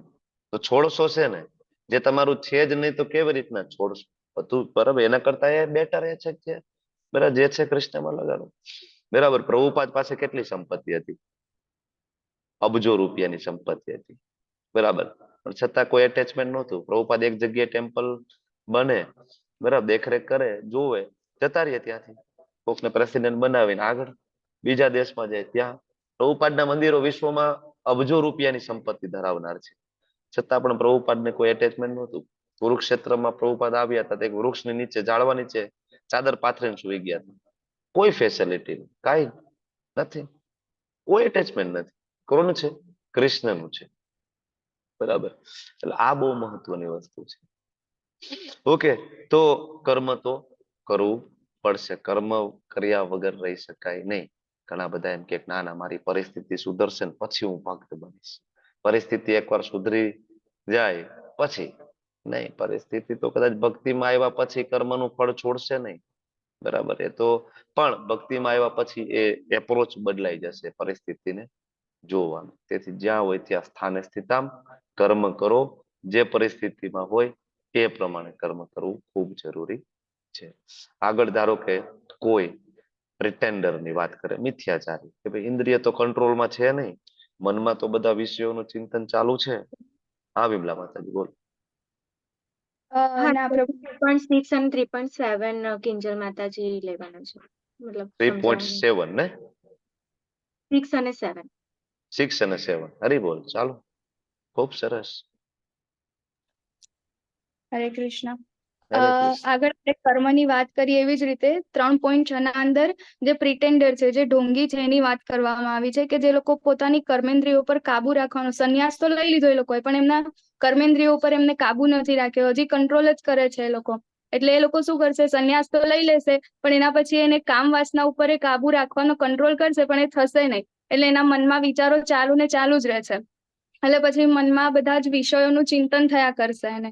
પછી એના હૃદયમાં પણ કોઈ શુદ્ધતા ના હોય, ઉપરથી ખાલી ઢોંગ કરતા હોય. આપણને જોવાય કે ભાઈ હા તિલક કરેલું છે અને ઓરેન્જ કપડા પહેરેલા છે, ભગવો છે, બધું જ છે, એટલા બધા લોકો બી છે એની સાથે, બધું જ એકદમ ફેમસ પણ છે, બહુ સારા એવા યોગી આપણને લાગતા હોય, ભાઈ મહાન હોય, બહુ સારા પ્રવચનો પણ આપતા હોય, પણ એમના મનમાં તો એના વિષયોનું ચિંતન હોય જ. એમ કંઈક ને કંઈક રીતે એ લોકોનું ચાલતું જ હોય. એ સારા ભક્ત ના હોય. જેમ કે ઘણા બધા લોકો હોય ઋષિકેશ હરિદ્વારમાં જઈને સંન્યાસ કરી લે, પણ અત્યારે આગળ જ તમે કીધું એવી રીતે કે ત્યાં આગળ પણ જો તમુગુણી હોય તો એ ચરસ ગાંજા ને એવું કરે, અને પેલા લોકો જે છે એ રજોગુણમાં પણ એ લોકોનું કાર્ય એવી રીતે આગળ વધારે છે. એટલે આવા લોકો મેં કીધું છે મિથ્યાચારી છે. અને શું કે એ લોકો પ્રિટેન્ડ કરે છે કે અમે ભક્ત છે, પણ એકચ્યુઅલમાં એ લોકો ભક્ત હોતા નથી. એટલે પાખંડ કરે છે ભક્તિનું. અને 3.7 ના અંદર આનાથી ઓપોઝિટ છે કે જે ખરેખર ભક્ત છે, જે પોતે સ્ટ્રગલ કરે છે, એના મનમાં કૃષ્ણ છે, એ કૃષ્ણને પ્રેમ કરે છે. એટલા માટે 3.7 એવું કીધું છે કે એ લોકો ટ્રાય કરે છે, કર્મને એ લોકો છોડતા નથી, પણ એ લોકો ટ્રાય કરે છે, આગળ વધે છે ભક્તિમાં. જેમ કે ઘણા બધા સ્ટ્રગલ કરે છે, સવારે વહેલા ઉઠવાનું સ્ટ્રગલ, ઇન્દ્રિયો પર કંટ્રોલ રાખવાનું, ડુંગળી લસણ ચા કોફી બધું વ્યસન છોડી દેવાનું, એ બધું કરે છે. અને જે કંઈ પણ કરે છે એ નિષ્ઠાથી કરે છે, પોતાની ગુરુની આજ્ઞા માને છે અને એ પ્રમાણે તે આગળ વધે છે. એટલે અનાસક્ત થઈને એ કર્મ કરે છે. ગૃહસ્થ પણ હોય છે અને સાથે ભક્તિ પણ કરે છે અને કૃષ્ણને સેન્ટરમાં રાખે છે. એટલે આવા લોકો જે છે એ સારા ભક્ત હોય છે. એ લોકો પ્રિટેન્ડ નથી કરતા, પણ એ લોકો સ્ટ્રગલ કરે છે ભક્ત બનવા માટે. હરે કૃષ્ણ પ્રભુજી. હરે બોલ. ખૂબ સરસ માતાજી, ખૂબ સરસ. Thank you. તમારે બધાએ પ્રયત્ન કરવો જોઈએ, હું તો કહું. બરાબર, એક એક શ્લોક બધાએ લેવો જોઈએ અને એક એક 2-2 મિનિટનું પ્રિપરેશન તો તમારે કરીને આવવું જ જોઈએ. બરાબર, આગળ ખૂબ કામ આવશે તમને લોકોને. યસ માતાજી, થેન્ક યુ. તો 6થા શ્લોકમાં માતાજી જે રીતના સમજાવ્યું પ્રિટેન્ડર, તો એવા સંન્યાસ યોગની જે વાત છે કે જે સ્વભાવ વિરુદ્ધ લીધેલો સંન્યાસ છે. આગળ જે 3 ગુણમાં વાત કરી ને, સ્વભાવ વિરુદ્ધનો સંન્યાસ, સત્વગુણમાં, રજોગુણમાં, તમોગુણમાં, એ 3 સંન્યાસ કેવા છે? પોતાના સ્વભાવથી વિરુદ્ધ લીધેલો સંન્યાસ છે. આ બધા પ્રિટેન્ડરમાં આવે છે. શું કરે છે? આપણે વાત થઈ, સત્વગુણી શું કરે, રજોગુણી શું કરે, તમોગુણી શું કરે. 3માં ભક્તિ હોય બરાબર, એવી કઈ જરૂરી નથી. ત્રણેય પ્રિટેન્ડર માં જ આવે છે. બરાબર, બહારથી લાગે પણ અંદર ઇન્દ્રિયોનું ચિંતન ચાલુ હોય. મિથ્યાચારી ભગવાનને બિલકુલ ગમતા નથી. તો આવા સંન્યાસ લેવાનું એકચ્યુઅલી કારણ શું હોય છે આ લોકો? તો સંસારમાં રહીને ભૌતિક ઈચ્છા પૂરી ના થઈ હોય, બરાબર, એટલા માટે સંન્યાસ લીધો. પછી જેવો સંન્યાસ લઈને એની ત્યાં ભૌતિક ઈચ્છા પૂરી કરવાનો વિષય પાછા પ્રાપ્ત થશે ને, એટલે એનું વૈરાગ્ય તરત જતું રહેશે. આવું આપણે જોયું છે ને. સંન્યાસ લીધા પછી ફરીથી એનું વૈરાગ્ય જતું રહે અને વિષય ભોગ પાછો ચાલુ રાખે, પાછું ભૌતિક જીવન એને સારું લાગે. એટલે આના કરતા બેટર એ છે કે સ્વભાવ પ્રમાણેનું કામ કરે. ધારો કે કોઈ રજોગુણમાં હોય, ભૌતિક જગતમાં રહે, પૈસા કમાય, જેમ આપણે બધા કરીએ છીએ. આપણે હજી 3 ગુણની અંદર બંધાયેલા છીએ, સત્વગુણ, રજોગુણ, તમોગુણ. તો ધારો કે કોઈ રજોગુણમાં છે, ખૂબ પૈસા કમાવાની ઈચ્છા છે, બરાબર, તો ભલે એ રજોગુણમાં છે, ભૌતિક જગતમાં રહે, પૈસા કમાય, પણ સાથે સાથે શું કરે? ભક્તિ કરે. અને એ પૈસાને શું કરે? તો કે ધીમે ધીમે ધીમે કૃષ્ણમાં ઇન્વેસ્ટ કરે, કૃષ્ણને આપે. જેમ તમે બધાએ કેવું શરૂઆત કરી છે, થોડું થોડું થોડું થોડું આપવાનું. પેલા આપણે આટલું સહજતાથી દાન કરી શકતા હતા? દર મહિને કોઈ આપણને એમ કે 5,000 રૂપિયા, 10,000 રૂપિયાનું ડોનેશન થઈ જતું હતું આપણાથી? 500 રૂપિયાના 500 રૂપિયા નહોતા દઈ શકતા આપણે ના. લોકો, બરાબર ને? વેરી ડિફિકલ્ટ, બરાબર. પણ હવે જો આપણે કેટલું સહજતાથી આપણા ખાતામાંથી 10,000 નો ચેક આપી દઈએ છીએ, 20,000, 30,000. આપણે વચ્ચે એવા એવા ભક્તો છે કે જેને 15 લાખ, 20 લાખ રૂપિયાનું ડોનેશન કર્યું છે. 15, 20 લાખ રૂપિયા. સહેલું છે આ બધું? બરાબર. ડિટેચ થઈ જાય, સંસારમાં રહીને ડિટેચમેન્ટ આવી જાય. હા, શોભા માતાજી કઈ કેવું છે? હા, વિલાસ પ્રભુજીએ તો ગેસ્ટ હાઉસ ને એક રૂમ ડોનેટ કરે છે. ઘણા બધા છે. અમારે તો કાલે કોઈનું વાત નામ કરી નથી હતી. લેતા, કારણ કે એમને ગમતું નથી, એટલા માટે. જે લોકો ઓકે, ઓકે. મોટું દાન કરે છે ને, એ લોકોને ગમતું નથી, એટલે એટલા એમણે માટે. મને વાત કરી હતી કાલે, એટલે હું કહું છું. હા, પણ પછી તમારે તમારા પૂરતી રાખવાની. ઓકે. હરે કારણ કે કૃષ્ણ. એમાં એવું છે, એ લોકોને ગમતું નથી. જે લોકો મોટું દાન કરે છે ને, એનું આપણે નામ ઇવન એનાઉન્સ કરીએ ને, નથી ગમતું. વચ્ચે જો ને આપણે નામ એનાઉન્સ કરતા હતા ને, કે ભાઈ 10,000 રૂપિયા આમના તરફથી. પછી હું નીચે અમે લોકો કોમેન્ટ કરતા હતા હરિબોલ કરીને, પણ પછી આપણે નામ કેન્સલ કર્યું. એમાં બે વસ્તુ થઈ. એક તો એ લોકો નહોતું ગમતું, પછી કોઈ નાની રાશિ કોઈ આપતું, એને કદાચ લઘુતા ગ્રંથિ થાય તો કોકને એમ થાય કે ભાઈ આમને તો લાખ રૂપિયા આપ્યા, હું ખાલી 1,000 રૂપિયા દાન કરું તો મારું તો શું દેખાય, બરાબર. આવું કદાચ બને. જો કે ભક્તોમાં એવું ના હોવું જોઈએ. આપણને બધાને ખબર છે કે કોઈ 100 રૂપિયા આપે કે કોઈ 1 કરોડ રૂપિયા આપે, ભગવાનની સામે બે એક લેવલ ઉપર ઉભા છે. સૌથી ઇમ્પોર્ટન્ટ છે તમારી દાન કરવા સમયે રહેલી ચેતના. તમે કઈ ચેતના સાથે દાન આપો છો, આ બહુ ઇમ્પોર્ટન્ટ વસ્તુ છે, બરાબર. તો સેમ વસ્તુ પ્રભુપાદ તાત્પર્યમાં એ જ વસ્તુ આપણને સમજાવે છે. પ્રભુપાદે તો એના જીવનમાં જે અનુભવ્યું છે ને, એના અનુભવ ઉપરથી આનો ભાવાર્થ લખ્યો છે. 3.6 નું જે તાત્પર્ય છે, પ્રભુપાદનો પોતાનો એક્સપિરિયન્સ છે. કારણ કે પ્રભુપાદના પિતાજી ગોરમોહન ડે, બરાબર, એ રેગ્યુલર સંતોને ઘરે લાવતા હતા. એટલે પ્રભુપાદ નાનપણથી જ બધા સંતો સાધુને જોતા આવતા, એટલે એને બધા પ્રકારના સંતોને જોઈ લીધા. પછી પ્રિટેન્ડર હોય, સાચા ભક્ત હોય, કોઈ નિરાકારવાદી હોય, નિર્વિશેષ બ્રહ્મવાદી, માયાવાદી, ભક્ત, કૃષ્ણ ભક્ત, બધાને મળી લે, બરાબર. એટલે એમના અનુભવ ઉપરથી એને લખ્યું છે. આગળ તમે જે વાત કરી સ્ટ્રગલર, આ જે જતું ને 3.6, એને પ્રિટેન્ડર કહેવાય, દેખાવ કરવા વાળા. અને આગળ જે છે 3.7, એને સ્ટ્રગલર કહેવાય. સ્ટ્રગલ કરે છે ભક્તિ માટે, બરાબર. ભગવાન સમજાવે ભાઈ ચિત્તની શુદ્ધિ થયા વગર લીધેલો કોઈ સંન્યાસ હોય એના કરતા ભાઈ ગૃહસ્થાશ્રમમાં કોઈ વ્યક્તિ હોય એ વધારે બેટર છે. ત્યાં રહીને ભક્તિ કરે, ઇન્દ્રિયોને નિયંત્રણમાં લાવવાની કોશિશ કરે. સુરક્ષા માતાજી શું કહો છો? પ્રભુજી વિડીયો ઓફ કરી શકું? મારી તબિયત બહુ ખરાબ છે તો. હા હા હા હા, યસ વાંધો, કોઈ વાંધો નહીં. આરામ કરો અને સુતા સુતા સાંભળો, વિડીયો ઓફ કરી દો, ચાલશે. ઓકે. તો આપણે વાત કરતા હતા કે ચિત્તની શુદ્ધિ ના થઈ હોય તો પછી ગૃહસ્થાશ્રમ હજી બરાબર છે. ધીમે ધીમે ધીમે આગળ આ એક સમય આવશે, વાનપ્રસ્થ લઈશું આપણે, બરાબર. એ લેવલ આવશે, ધીમે ધીમે ડિટેચ થઈશું આપણે, બાળકો મોટા થાય ને બધું આપણે સોંપીને, બરાબર. એટલે વ્યક્તિ કોઈ પણ આશ્રમમાં હોય, બરાબર, પણ ઇન્દ્રિયને વશમાં કરવી જરૂરી છે. ધીમે ધીમે ધીમે નાનું નાનું માણસો બધા સ્વાર્થી બનતા હોય. નાના સ્વાર્થી એટલે કોઈ શરીર પ્રત્યે સ્વાર્થી હોય, કોઈ પત્ની પ્રત્યે સ્વાર્થી હોય, કોઈ પતિ પ્રત્યે સ્વાર્થી હોય, ફેમિલી પ્રત્યે હોય, સમાજ પ્રત્યે હોય, ગામ પ્રત્યે હોય, આગળ વધીને રાજ્ય પ્રત્યે ને છેલ્લે આગળ વધીને દેશ પ્રેમ, એ પણ એક સ્વાર્થ છે. પણ પ્રભુપાદ તાત્પર્યમાં લખે છે પરમ સ્વાર્થ ગતિ. આપણે ક્યારે આપણો પરમ સ્વાર્થી ક્યારે થઈશું? પરમ સ્વાર્થી કોને કહેવાય? આત્મા વિશે જે વિચારે ને એને કહેવાય પરમ સ્વાર્થી. આત્માના કલ્યાણ વિશે પરમ સ્વાર્થી. એટલે પ્રભુપાદ તો તાત્પર્ય તમે વાંચો તો કડક શબ્દોમાં ત્યાં સુધી લખે છે કે કોઈ ઢોંગી પાખંડી કોઈ ધ્યાની યોગી હોય ને એના કરતા કોઈ રોડની સફાઈ કરનારો હોય ને, બરાબર, એ જો નિષ્ઠાવાન હોય ને એ વધારે સારો છે. સાફ સફાઈ કર્મી હોય એ વધારે બેટર છે. એનું નિષ્ઠાપૂર્વક કામ તો કરે છે, ઢોંગ તો નથી કરતો. કારણ કે ઢોંગીઓ છે સમાજ માટે બહુ નુકસાનકારક છે. એના માટે એક નીતિ શાસ્ત્રમાં એક નાની એવી સ્ટોરી છે ઢોંગી માટે. એક વખત એક વ્યક્તિ જંગલમાં ગયો તો ત્યાં એક વાઘ હતો. એટલે ઓલો વાઘને જો ડરી ગયો તો વાઘ કે ભાઈ ના, ડરવાની જરૂર નથી, કે તમે આવો ને કે હું તો તમને દાન આપવા માંગુ છું. તો પેલા જોયું કે વાઘ કોઈ દી દાન કરે કે આ તો વસ્તુ માન્યમાં આવે નહીં. એ જોયું કે તમારા માટે છે ને ત્યાં એક રત્નો જડિત કે હાર મેં રાખ્યો છે ત્યાં સામે ઓલા વૃક્ષની પાછળ, બરાબર, ત્યાંથી તમે લઈ લો. એટલે ઓલાને તો પેલા ડર લાગ્યો કે નહીં, આ કોઈ દી બને નહીં. એટલે આવું કેવું કે તમે પહેલી વાર આ જંગલમાં આવ્યા ને, તમે મને ઓળખતા નથી. એકચ્યુઅલી હું બહુ મોટો દાનવીર છું. કે પેલા મેં મારા કહેવાય ને કે કેટલા બધા જીવોની હત્યા કરી, કેટલા બધા માણસોની હત્યા કરી. પછી મને એક સાધુ મળી ગયા ને, સંત મળી ગયા. તો એને મને કીધું કે બહુ પાપ કરે છો અને જો તું દાન કરીશ તો તારા પાપ ધોવાઈ જશે.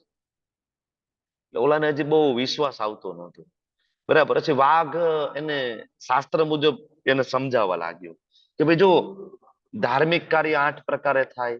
યજ્ઞ હોય, શાસ્ત્ર અધ્યયન હોય, એમાં એક દાન પણ છે જે હું કરું છું. ધાર્મિક શાસ્ત્રની વાત કરવા માંડી ઓલા સાથે. 8 પ્રકારે કે ધાર્મિક કાર્ય આપણે કરી શકાય. યજ્ઞ કરી શકાય, શાસ્ત્ર અધ્યયન કરી શકાય, દાન કરી શકાય, સત્ય બોલીએ ને એને પણ એક ધાર્મિક કાર્ય કીધું શાસ્ત્રમાં. લાલચ ના રાખવી એ ધાર્મિક કાર્ય, તપસ્યા કરવી, ધૈર્ય રાખવું અને ક્ષમા કરવું બીજાને. એટલે આ બધા ગુણ હોય, એમાંથી મારામાં આ ગુણ છે, બરાબર. એટલે હું એ કે કોશિશ કરું છું આ દાન કરવાની. ઓલો બિચારો માણસ સાંભળતો હતો ના, એ કે આ બરાબર વાત તો સરસ લાગે છે, આની ધાર્મિક વાતો છે, બધું બરાબર છે. એમ કરીને ઓલો માણસ છે એ ઓલું જે રત્ન જડિત જે હતો ને આભૂષણ, એ જેવો લેવા જઈને આગળ વાંકો વળીને લેવા ગયો ને, એ ભેગો ઓલો વાઘે તરફ મારીને પકડીને વાઘ ખાઈ ગયો. એટલે કહેવાનો મતલબ એ છે કે આવા કેટલાય વાઘ છે અત્યારે સમાજની અંદર કે જે તમને શાસ્ત્રોની વાતો કરશે, સરસ સરસ મીઠી મીઠી વાતો કરશે કે નહીં અમે તો બહુ મોટા દાની છીએ, અમારે ત્યાં તો આશ્રમમાં અન્ન ક્ષેત્ર ચાલે છે, અમારે ત્યાં તો પાઠશાળા ચાલે છે, અમારે ત્યાં મોટા મોટા ગુરુકુળ ચાલે છે. ગુરુકુળમાં શું થતું હોય એ જગ જાહેર છે, આપણે બધાને ખબર છે, બરાબર. તો આવા કેટલા બધા વાઘ છે જે આપણને નીતિ શાસ્ત્ર સમજાવે છે. આ બધાથી ખાસ તો ખૂબ બચીને રહેવું પડે. આ બધાનો બહારથી દેખાડો એટલો જોરદાર દેખાડો હોય, તિલક કરેલું હોય, ભગવા કપડા પહેરેલા હોય, પણ તમે લોકો તો ગોડિયા વૈષ્ણવમાં આવે, જનરલ ઇસ્કોનમાં આવે એટલે એને ગુરુને ઓળખતા આવડી જાય, બરાબર. એક તો પરમ વૈષ્ણવ હોવો જોઈએ અને બીજું પરંપરામાં હોવો જોઈએ, બીજું સ્થિત પ્રજ્ઞાના લક્ષણ એનામાં હોવા જોઈએ, અને આગળ ભગવાનને ગમે એવો ભક્તના લક્ષણો 12મા અધ્યાયમાં આપ્યા છે એ હોવા જોઈએ. 13મા અધ્યાયની અંદર જ્ઞાનની વ્યાખ્યા 8 થી લઈને 12 શ્લોકમાં આપે છે, એ લક્ષણ એનામાં હોવા જોઈએ. આટલું આપણા મનમાં ક્લિયર હોય કે આને ગુરુ કહેવાય. તમે આમ દ્રષ્ટિપાત કરો તમને ખબર પડી જાય કે આમાં મોટા ભાગના માણસો ફિટ બેસતા નથી, આજુબાજુમાં છે, બરાબર. પ્રચાર નથી હોતો, ભક્તિ. હમણાં રામચંદ્રજી ની પ્રાણ પ્રતિષ્ઠા હતી, તો એક સભામાં અમારે જવાનું થયું હતું. તો બીજા એક અલગ સંપ્રદાયના સંતો પણ આવ્યા હતા. એટલે અમે બેઠા હતા. તમને ખબર છે આપણે તો મંગલા આરતી 4:30 વાગ્યે થાય એટલે આપણો ઉઠવાનો સમય ઓલમોસ્ટ 3:30 વાગ્યા. એટલે આવ્યા ને ખુરશી ઉપર બેઠા, થોડું ઘણું પ્રવચન આપ્યું. પછી બધાને કે હવે અમે વિદાય લઈએ છીએ અને અમારે અનુષ્ઠાન ચાલે છે ને અમારે સવારે બહુ વહેલું ઉઠવું પડતું હોય છે. અમે કે 6 વાગે સવારમાં ઉઠી જઈએ છીએ, અમારે અનુષ્ઠાન કે 6:30 થી ચાલુ થઈ જાય. એટલે અમે બાજુમાં બેઠા હતા. અમે 6 વાગે અમારી માળા પૂરી થઈ ગઈ અડધી. તો મંગલા આરતી તો ક્યારની થઈ ગઈ હોય 6 વાગે. આને વહેલું માનતા હોય છે, પ્રિટેન્ડ. આપણે કોઈ પ્રચાર કરવા નથી જતા, આપણી વચ્ચેની વાત છે, આપણે બહાર કોઈને કહેવા નથી જતા કે અમે 3:30 વાગે ઉઠીએ છીએ ને આખો દિવસ બધું કરીએ છીએ, ક્લાસ લઈએ છીએ, પ્રચાર કરીએ છીએ ને ગૃહસ્થાશ્રમમાં ફેમિલી, પત્ની, બાળકો બધું મેનેજ કર આપણે ચાલીએ છીએ. તો તમે વિચાર કરો કે ગૃહસ્થાશ્રમમાં રહેલો કૃષ્ણ ભાવનામૃતમાં રહેલો ભક્ત છે એના ગુણ તમે જુઓ, અને આ કહેવાતા બરાબર જે અમુક પાખંડીઓ એના ગુણ જો આપને ખબર પડી જાય, આપણે ફિલ્ટર કરતા તરત આવડી જાય. પ્રભુપાદની બુક વાંચીએ તરત આપણે ફિલ્ટર કરતા આપણને આવડી જાય છે. ઓકે, આગળ ભગવાન કહે છે કે તું તારું નિયત કર્તવ્ય કર્મ કર, કારણ કે કર્મ નહીં કરવા કરતા કર્મ કરવું વધારે સારું છે. કાર્ય વિના મનુષ્ય પોતાના દેહનો નિર્વાહ પણ કરી શકતો નથી. ભગવાન કૃષ્ણ એકદમ બેઝિક ઉદાહરણ આપી રહ્યા છે. ભાઈ તું પેટનો ખાડો કેમ પૂરીશ? બરાબર, બહુ સિમ્પલ વસ્તુ છે. પેટનો ખાડો, આજીવિકા ચલાવવા માટે કાંઈક તો કામ કરવું પડશે. એકચ્યુઅલી થાય એવું કે અત્યારે અર્જુન છે એ ક્ષત્રિય ધર્મ નિભાવે અને બીજાનો વધ કરે તો કદાચ આપણે રજોગુણમાં ગણીએ ચાલો, પણ જો એ સંન્યાસ લઈને જંગલમાં જતો રહે અને કાંઈ જ નહીં કરે અને ત્યાં આળસ અને પછી ધીમે ધીમે ગાંજો અને ચલમ ફૂંકશે તો એ કયા ગુણમાં જતો રહેશે? ઉલટાનો રજોગુણમાંથી તમો ગુણમાં ગયો. તમો ગુણમાં આવી જશે. તો ઉલટાનું ડાઉનફોલ થયું ને. બરાબર, બહાર નીકળીને એને સત્વ ગુણમાં આવવું એના કરતા તો ડાઉનફોલ ના ચાન્સ વધારે છે, કારણ કે એ શુદ્ધતા તો છે ને. આપણે બધાને આ જ જોઈએ છે. જો માણસોને સંસારમાં રહીને પૈસા કમાવામાં કંટાળો આવે ને ત્યાં જઈને જતા રહીએ. સંસારમાં રહીને પૈસા કમાવો રજોગુણ છે, પૈસા એકત્રિત કરવા.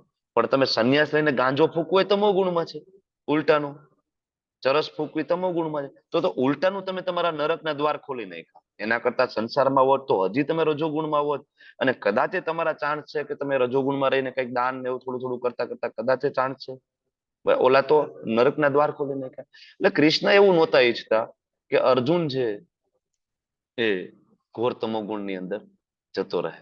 બરાબર, એટલે ભગવાન છે અર્જુનને મિથ્યાચારી બનતા અટકાવે છે. સેમ વસ્તુ પ્રભુપાદ પણ તાત્પર્યમાં કહે છે, બધું કામ છોડીને બીજા ઉપર બોજ ના બનવું જોઈએ. આપણે સમાજ પાસેથી ત્યારે જ કંઈક લઈ શકીએ જ્યારે આપણે સમાજને કંઈક આપતા હોય. પહેલાના સમયના બ્રાહ્મણો હતા, એને રાજા ધન આપતા. શું કામ? તો કે બ્રાહ્મણ છે સમાજના બાળકોને ભણાવતા, એને જ્ઞાન આપતા, અને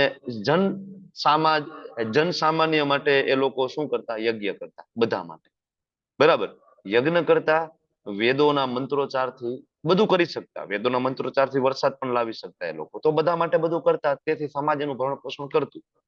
બરાબર, આ બહુ મહત્વનું વસ્તુ છે. આજકાલ તો બરાબર કહેવાતા અમુક બ્રાહ્મણો, કહેવાતા અમુક સાધુઓ પોતે બળજબરીથી અમે સાધુ છીએ, અમારો હક છે, તમારે તો અમને દેવું જ જોઈએ, કેમ અમને દેતા નથી? મફતમાં લેવા માટે બધા તત્પર હોય છે, દેવું જ જોઈએ. બરાબર છે, તમને દેવું જોઈએ, પણ તમે સમાજ માટે કર્યું શું? દેવું જોઈએ. બ્રાહ્મણ, વૈષ્ણવ, સાધુ, સંન્યાસી આ બધાને આપવું જોઈએ, પણ એને આ સમાજ માટે શું કર્યું એના બદલામાં એને આપવાનું છે. ચરસ ગાંજા ફૂકી એને કઈ આપવાનો કોઈ મતલબ નથી. બરાબર, એટલે ભગવાન એ કહે છે કે ત્યાં ત્યાં જઈને કર્મ કરવું એના કરતા અહીંયા કર્મ કરી લે ભાઈ. બરાબર, એટલે માણસો શું છે બધા સંન્યાસ લઈ લે અને નામના પ્રતિષ્ઠા માટે પ્રચાર કરતા હોય છે. એટલે ખાસ ભગવાન છે આવા મિથ્યાચારી બનવા માટેની આપણને ના પાડી રહ્યા છે. 6 વાગ્યા છે, નાનો એવો 5 મિનિટનો આપણે બ્રેક લેવો છે અને પછી આપણે 9મા શ્લોકથી આગળ વધવું છે. કોઈને કીર્તન લેવું છે? હા પ્રભુજી, કીર્તન મારું અધૂરું છે ગયા વખતનું. હરે કૃષ્ણ પ્રભુજી. હા, યસ માતાજી, પ્લીઝ કન્ટિન્યુ. હા. એટેન્ડન્સ લિંક મૂકી દેજો ચેટ બોક્સમાં વિમલા માતાજી. હા પ્રભુજી. હરે કૃષ્ણ પ્રભુજી. યસ માતાજી, ઓવર ટુ યુ. જો પ્રભુપાદ ન હોત તો શું થાત, આ જીવન કેમ જાત, આ જીવન કેમ જાત.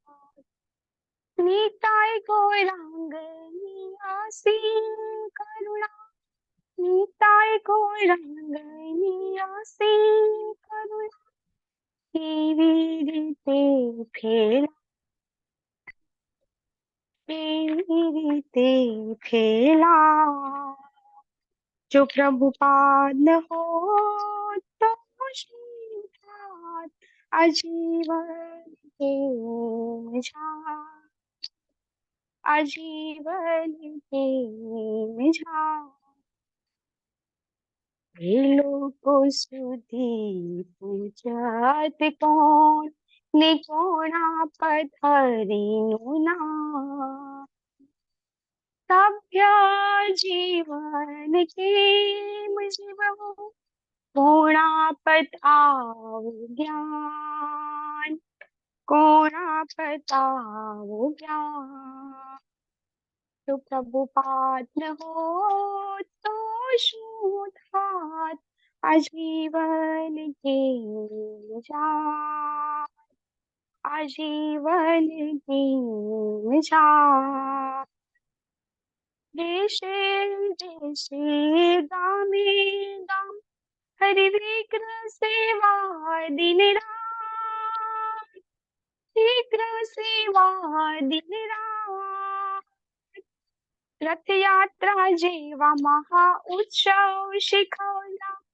એ છે શીલ પ્રભુપાદ, એ છે શીલ પ્રભુપાદ, જો પ્રભુપાદ ન હોત તો શું થાત, આજીવન કેમ જાત, આજીવન કેમ જાત, ગીતા ભાગવત ચૈતન્ય ચરિતામૃત પ્રેમામૃત છે રસસાર, કોણ હોત જો આપત એની સરળ સમજ પાર, સરળ સમજ પાર, જો પ્રભુપાદ ન હોત તો શું થાત, આજીવન કેમ જાત, આજીવન કેમ જાત, અનેક કષ્ટ સહી સહીને રાખ્યું છે દિલ ઉદાર, એણે આપ્યું છે હરિનામ, કોણાપત પૂરી રજ માયાપુર ધામનું નામ, ગામ મહિમાનું નામ, જો પ્રભુપાદ ન હોત તો શું થાત, આજીવન કેમ જાત, આજીવન કેમ જાત, શ્રી ચૈતન્ય મહાપ્રભુની શિક્ષાઓ છે જગનું પરમ ધામ, છે જગનું પરમ ધામ, આનંદના આચાર પ્રચાર્યો કોણે કર્યું નિયોજન, કોણે કર્યું નિયોજન, જો પ્રભુપાદ ન હોત તો શું થાત, આજીવન કેમ જાત, આજીવન કેમ જાત, નિતાય ગૌરાંગ છે પ્રેમ કલ્પ વૃક્ષ, એની કૃપા બિંદુ માટે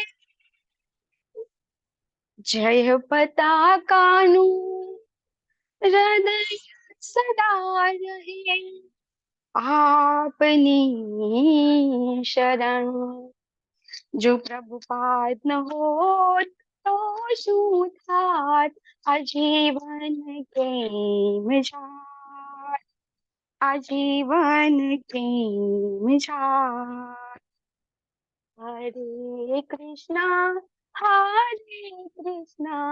કૃષ્ણ કૃષ્ણ હરે હરે, હરે રામ રામ રામ હરે હરે, હરે કૃષ્ણ પ્રભુજી. હરે કૃષ્ણ. થેન્ક યુ માતાજી, ખૂબ ખૂબ ધન્યવાદ. જો પ્રભુપાદ ન હોત તો શું થાય? કોણ શીખડાવે કે રવિવારની સાંજે ભક્તિ શાસ્ત્રીનો ક્લાસ એટેન્ડ કરવો જોઈએ, ભક્તિ કરવી જોઈએ? કોણ શીખડાવે આપણને? કોણ બચાવે આ જગતની મોહ માયાથી આપણને? ભલે કદાચ સંપૂર્ણ ડિચેચ ના થાય તો એક પગલું તો આગળ વધીશું. આગલા જન્મમાં પાછી વ્યવસ્થા ભગવાન કરશે આપણા માટે. ગુરુ બચાવે પહેલા તો. ગુરુ બચાવે, બરાબર. પ્રભુપાદ ના હોત તો બરાબર કોણ સમજાવે આપણને? ખૂબ સરસ, થેન્ક યુ. તો એટેન્ડન્સ લિંક તમારા ચેટ બોક્સમાં આવી ગઈ છે, તમે લોકોએ ભરી દીધી હશે. આગળ વધીશું 9મા શ્લોકમાં. મારો અવાજ બરાબર છે વિક્રમી પ્રભુ? આગળ વધો. હા પ્રભુજી બરાબર. Thank you. આવે હવે વાત થઈ હતી આગળ કે યોગ કર્મસુ કૌશલમ, કે અર્જુન તું એવી રીતના કામ કર કે જે કૌશલ સાબિત થાય. કૌશલનો આપણે અર્થ શું કર્યો હતો? બોલો. જે મળવું ખૂબ કુશા દુર્લભ છે. કુશા કુશા ઘાસમાંથી. કુશા ઘાસમાંથી જે પેલું એની એક કુશળતા, નિષ્ઠાપૂર્વક. એના માટે એમાં કુશળતા જોઈએ એટલે હમ. એના ઉપરથી કૌશલમ શબ્દ આવ્યો છે એવું આપણે વાત કરી હતી કુશળતા પ્રભુજી. અને નિષ્ઠાપૂર્વક. બોલો જિજ્ઞેશ પ્રભુ. હરે કૃષ્ણ પ્રભુ 3.9 મેં લખાયો હતો. ઓકે, તમારો છે ને? હા, આપી દો. ચલો. Yes yes yes. હરે કૃષ્ણ. હવે આમાં એમ કીધું છે કે ભૌતિક જગતમાં કર્મ કર્યા વગર તો રહી શકાય એવી કોઈ વ્યવસ્થા જ નથી. એટલે કર્મ તો કરવું જ પડશે. અંતે જીવન નિર્વાહ માટે પણ કર્મ કરવું જરૂરી છે. તો હવે બે પ્રશ્ન થાય કે જો કર્મ કરવાનું જ હોય તો કોના માટે કર્મ કરવું, અને બીજું થાય કે કેવું કર્મ કરવું. તો એમાં કીધું છે કે વિષ્ણુ પ્રીત્યર્થે કર્મ કરવું જોઈએ અને અનાસક્ત થઈને અકર્મ કે નિષ્કામ કર્મ કરવું જોઈએ.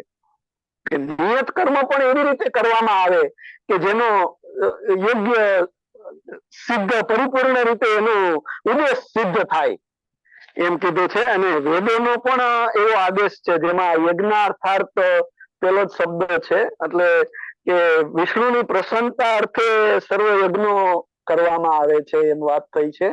અને બીજા શબ્દોમાં એમ પણ કહી શકાય કે કોઈ મનુષ્ય નિર્દિષ્ટ યજ્ઞ કરે કે પછી પ્રત્યક્ષ રીતે પોતાની રીતે ભગવાન વિષ્ણુની સેવા કરે તો તે બંને દ્વારા આમ જોઈએ તો એક જ હેતુ સરે છે, એનો મેઇન મિનિંગ જે છે એ સરે છે.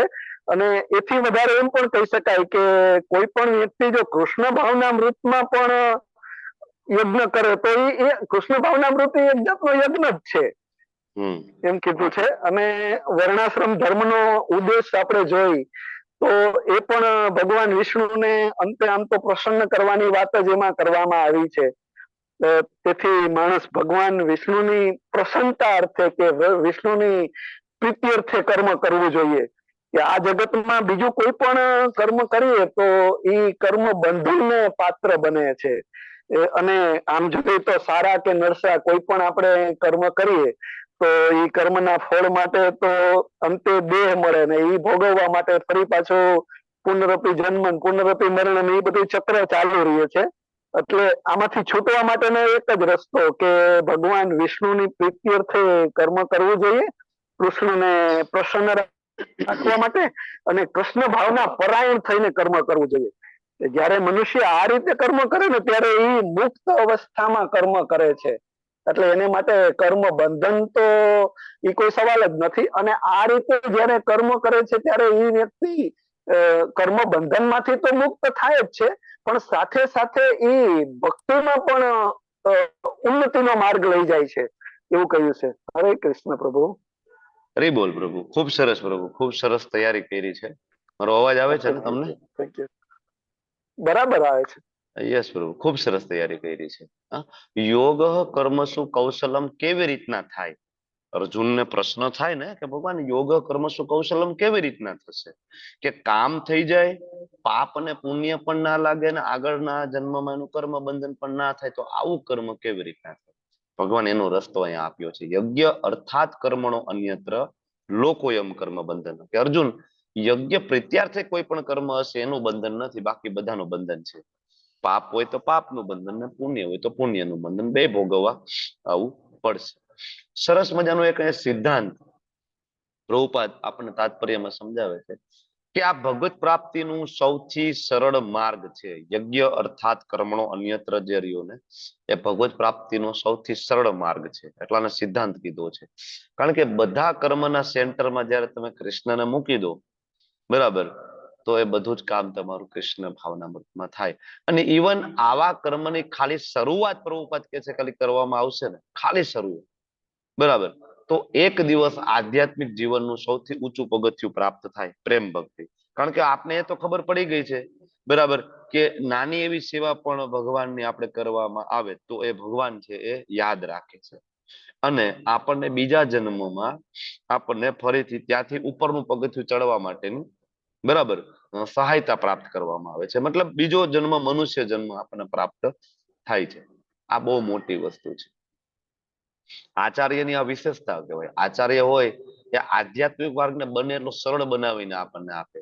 કારણ કે કઠિન હશે તો એ લોકો તો કરી નહીં શકે ને, બરાબર. એટલે એ પોતાના રિયલાઇઝેશન જે થયું હોય એના દ્વારા પોતે ભલે ખૂબ કપરો રસ્તો અપનાવ્યો હોય પણ એ આપણા માટે એ કપરા રસ્તામાંથી સૌથી સરળ રસ્તો બનાવીને આપે અને શીખડાવે. આને કહેવાય આચાર્ય, બરાબર. એટલે પ્રભુપાદને ઇસ્કોન સિવાયના એક ઇસ્કોનના નથી અને બીજી સંસ્થા સંપ્રદાય સાથે જોડાયેલા એક વૃંદાવનના એક આચાર્ય છે.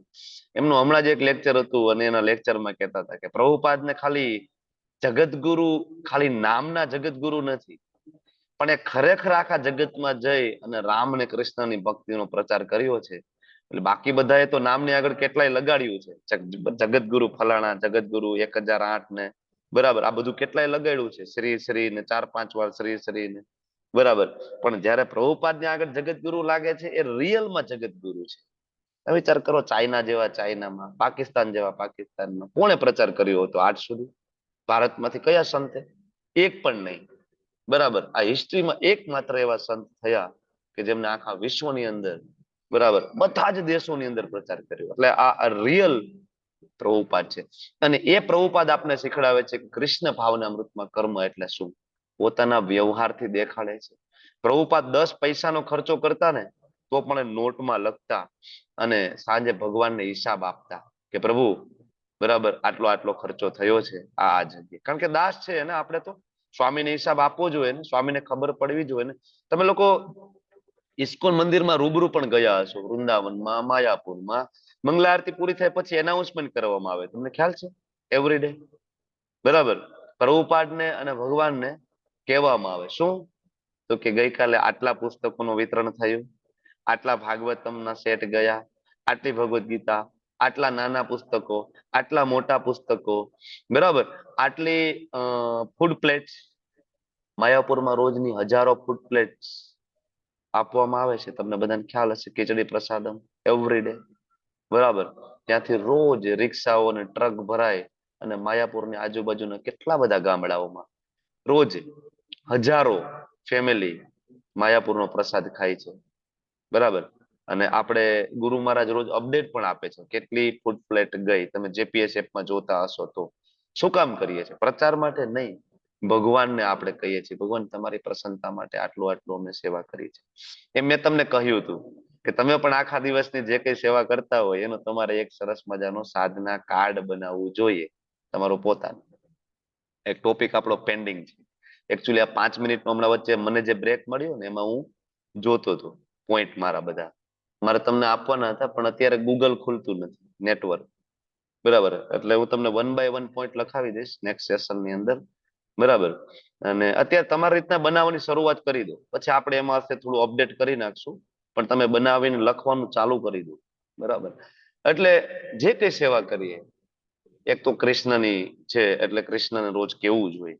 માળા પૂરી થાય 16 માળા ત્યારે પણ કૃષ્ણને કેવું જોઈએ કે પ્રભુ તમારી પ્રસન્નતા માટે આ 16 માળા મેં કરી છે, બરાબર થઈ છે ને, બરાબર. જેટલા મહાન ભક્તો છે એનો આ એપ્રોચ રહ્યો છે. રાજકોટ ટેમ્પલમાં સુંદર મજાનું રાજકોટનું ટેમ્પલ લગભગ 150 કરોડની આસપાસ ખર્ચો થયો બનાવવામાં. ઇઝ હોલીનેસ મહાવિષ્ણુ ગોસ્વામી મહારાજની કૃપાથી આ મંદિર બન્યું. ભગવાનનું મંદિર તમે રાજકોટમાં જોવો તો સુંદર મજાનું માર્બલથી બનેલું. તમારો માઇક જેનું ચાલુ હોય એનું બંધ કરી દેજો પ્લીઝ. હરે કૃષ્ણ. હિરણમય કેશવી માતાજી. તો સુંદર મજાનું પણ હજી તમે રાજકોટ મંદિર આવો ને તો મંદિરની એક્ઝેક્ટ સામે નાની નાની 3 ઓયડીઓ છે. ગુરુ મહારાજ એમાં રહેતા, હિઝ હોલીનેસ મહાવિષ્ણુ ગોસ્વામી મહારાજ. મને યાદ છે અમારા પ્રેસિડેન્ટ કહેતા કે આ મંદિરનો પાયો નાખ્યો ને ત્યારે અહીં જંગલ હતું, અને અહીંથી રાજકોટમાં જવું હોય તો લગભગ 15 કિલોમીટર જેવું થાય. સાયકલ લઈને ભક્તો જતા કઈ વસ્તુ લેવા. એક વખત એક ભક્ત સાયકલ લઈને ગયા હતા અને 10 રૂપિયા પાછા લાવવાનું ભૂલી ગયા હતા. મહારાજ બહુ ખીજાણા હતા. 10 રૂપિયા કેમ ભૂલી ગયા? કે કૃષ્ણની પ્રોપર્ટી છે, થોડી તમારી પ્રોપર્ટી. જાઓ પાછા ને લઈને આવો અને કૃષ્ણને આપો પાછા. કૃષ્ણના પૈસા છે, તમે કેવી રીતના ભૂલી શકો છો? એકદમ. મહારાજ ઇંગ્લેન્ડમાં હતા. આજે હું મંદિરમાં બેસીને તમારો લેક્ચર લઈ રહ્યો છું, રાજકોટ નીલ માધવ ટેમ્પલમાં. બરાબર. તો સુંદર મજાનું મંદિર છે. તમે જો, વિશાળ પટાંગણ, મોટું મંદિર છે. અને મહારાજ નાની એવી ખાલી 10 બાય 10 ની ઓયડીમાં રહેતા. આ આપણા પ્રભુપાદની ટીચિંગ્સ છે. મારો કહેવાનો મતલબ છે, આને કહેવાય યજ્ઞ અર્થાત કર્મણો અન્યત્ર કૃષ્ણ પ્રીત્યાર્થ.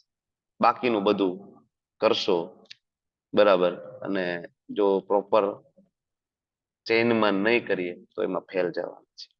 ઓકે, તો આ 5 ગ્રુપ અને આની ચર્ચા આપણે લાસ્ટ ટાઈમ થઈ ગઈ છે, તમને ખ્યાલ છે. એટલે એમાં આપણે નથી, એના ઓબ્જેક્ટિવ્સ ને બધું જોયું. તો યોગીઓ અને અન્ય પદ્ધતિઓ એ પોતાના બળ દ્વારા ઇન્દ્રિયો નિયંત્રિત કરવાનો પ્રયાસ કરી રહ્યા છે. હું હિમાલયમાં જઈશ, આનાથી વધુ સુંદર સ્ત્રી જોઈશ નહીં, મારી આંખો બંધ કરી દઈશ. હવે આ બધા યોગીઓની વાત કરે છે પ્રભુપાદ. આ બળપૂર્વક છે. તમે તમારી ઇન્દ્રિયોને નિયંત્રિત કરી શકતા નથી. હજારો ઉદાહરણ છે આપણી સામે, છાપે ચડેલા કેટલાય બધાને. બરાબર. હિમાલયમાં જવાની જરૂર નથી. લોસ એન્જલસ જેવા માયા નગરીમાં રહીને પણ માયાદેવીએ પ્રભુપાદને ટચ કર્યા નહોતા. બરાબર. કારણ કે પ્રભુપાદની આંખો ખાલી કૃષ્ણને જોઈ રહી હતી. બરાબર. હિમાલયમાં જવાની જરૂર નથી. બરાબર. એવા જ ભગવાનના ઘણા બધા ભક્તો છે. આપણા ગુરુ મહારાજ હિઝ હોલીનેસ જયપ્રતાપ સ્વામીજી મહારાજ હિમાલયમાં નથી ગયા. ઇવન મહારાજ તો વૃંદાવનમાં પણ નથી. પણ મહારાજ જ્યાં છે ત્યાં વૃંદાવન છે, જ્યાં છે ત્યાં વૃંદાવન છે. બરાબર. મહારાજ અમદાવાદમાં આવે તો ત્યાં વૃંદાવન છે, દિલ્હીમાં જાય તો વૃંદાવન છે. આજુબાજુ વાતાવરણ જોવો તમે. બરાબર. તો બીજી બધી બાબતો ભૂલી જશો જ્યારે તમે કૃષ્ણમાં તમારી ઇન્દ્રિયોને ઇન્વેસ્ટ કરશો. આ પ્રક્રિયા છે. તમારે તમારી સ્થિતિ બદલવાની જરૂર નથી. તમે ભગવદ ગીતા યથારૂપ સાંભળવા માટે તમારા કાનને લગાવો. બધી બકવાસ ભૂલી જશો. પ્રભુપાદ લખે છે બીજી ફાલતુ વાતો તમે ભૂલી જશો. તમે તમારી આંખને કૃષ્ણની સુંદરતા જોવા માટે રોકો. તમારી જીભને પ્રસાદનો ટેસ્ટ કરવા માટે રોકો. મંદિરમાં આવવા માટે તમારા પગને એમાં રોકો. તમે કૃષ્ણ માટે કામ કરવા માટે તમારા હાથને, નાકને કૃષ્ણને ચડાવેલા ફૂલો સૂંઘવા માટે પદ્ધતિ આપે છે આપણને આચાર્ય. અને જો આ કરીશું તો પરફેક્શન ઇઝ શ્યોર. પછી તારી ઇન્દ્રિય ક્યાં જશે? બધી ઇન્દ્રિય કૃષ્ણમાં લગાડશું, ક્યાં ભાગવાની છે ઇન્દ્રિય? બરાબર. ચારે બાજુથી મોહ છે. સંપૂર્ણતા નિશ્ચિત છે. Perfection is sure. તમારે તમારી ઇન્દ્રિયોને બળજબરીથી નિયંત્રિત કરવાની જરૂર નથી. આ જોશો નહીં, પેલું જોશો નહીં, આ કરશો નહીં, તે કરશો નહીં. પદ્ધતિ બદલાવી પડશે.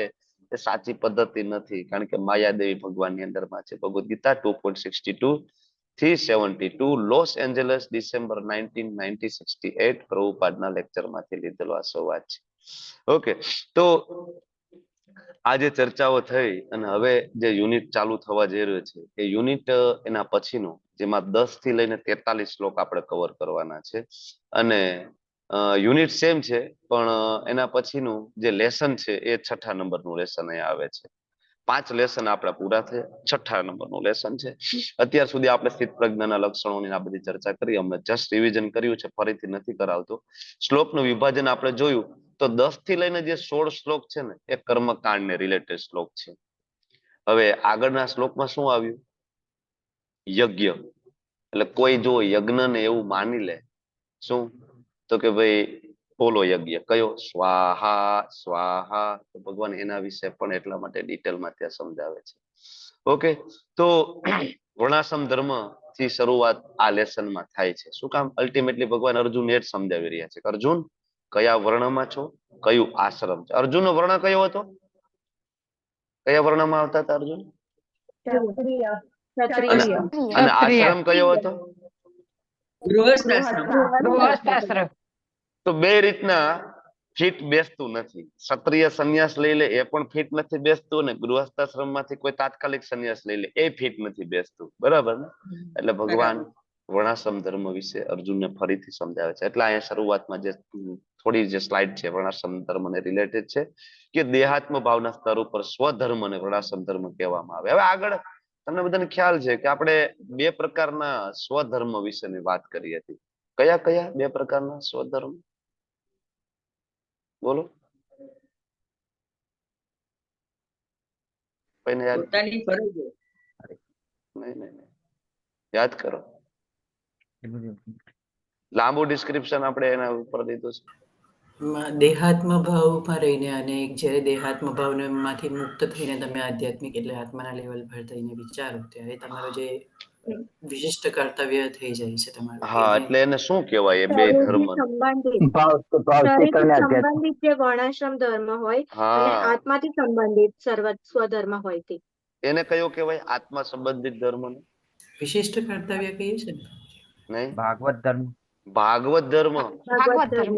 ભાગવત ધર્મ જેની આપણે ચર્ચા આગળ થઈ છે, બરાબર. બે ધર્મની આગળ બહુ ડિટેલમાં આપણે ચર્ચા ત્યારે કરી. એક તો શરીરને સંબંધિત, જ્યારે તમે દેહાત્મ ભાવના સ્તર ઉપર હોય ત્યારે તમારો સ્વધર્મ છે એ કયો છે? વર્ણાશ્રમ ધર્મ. બરાબર.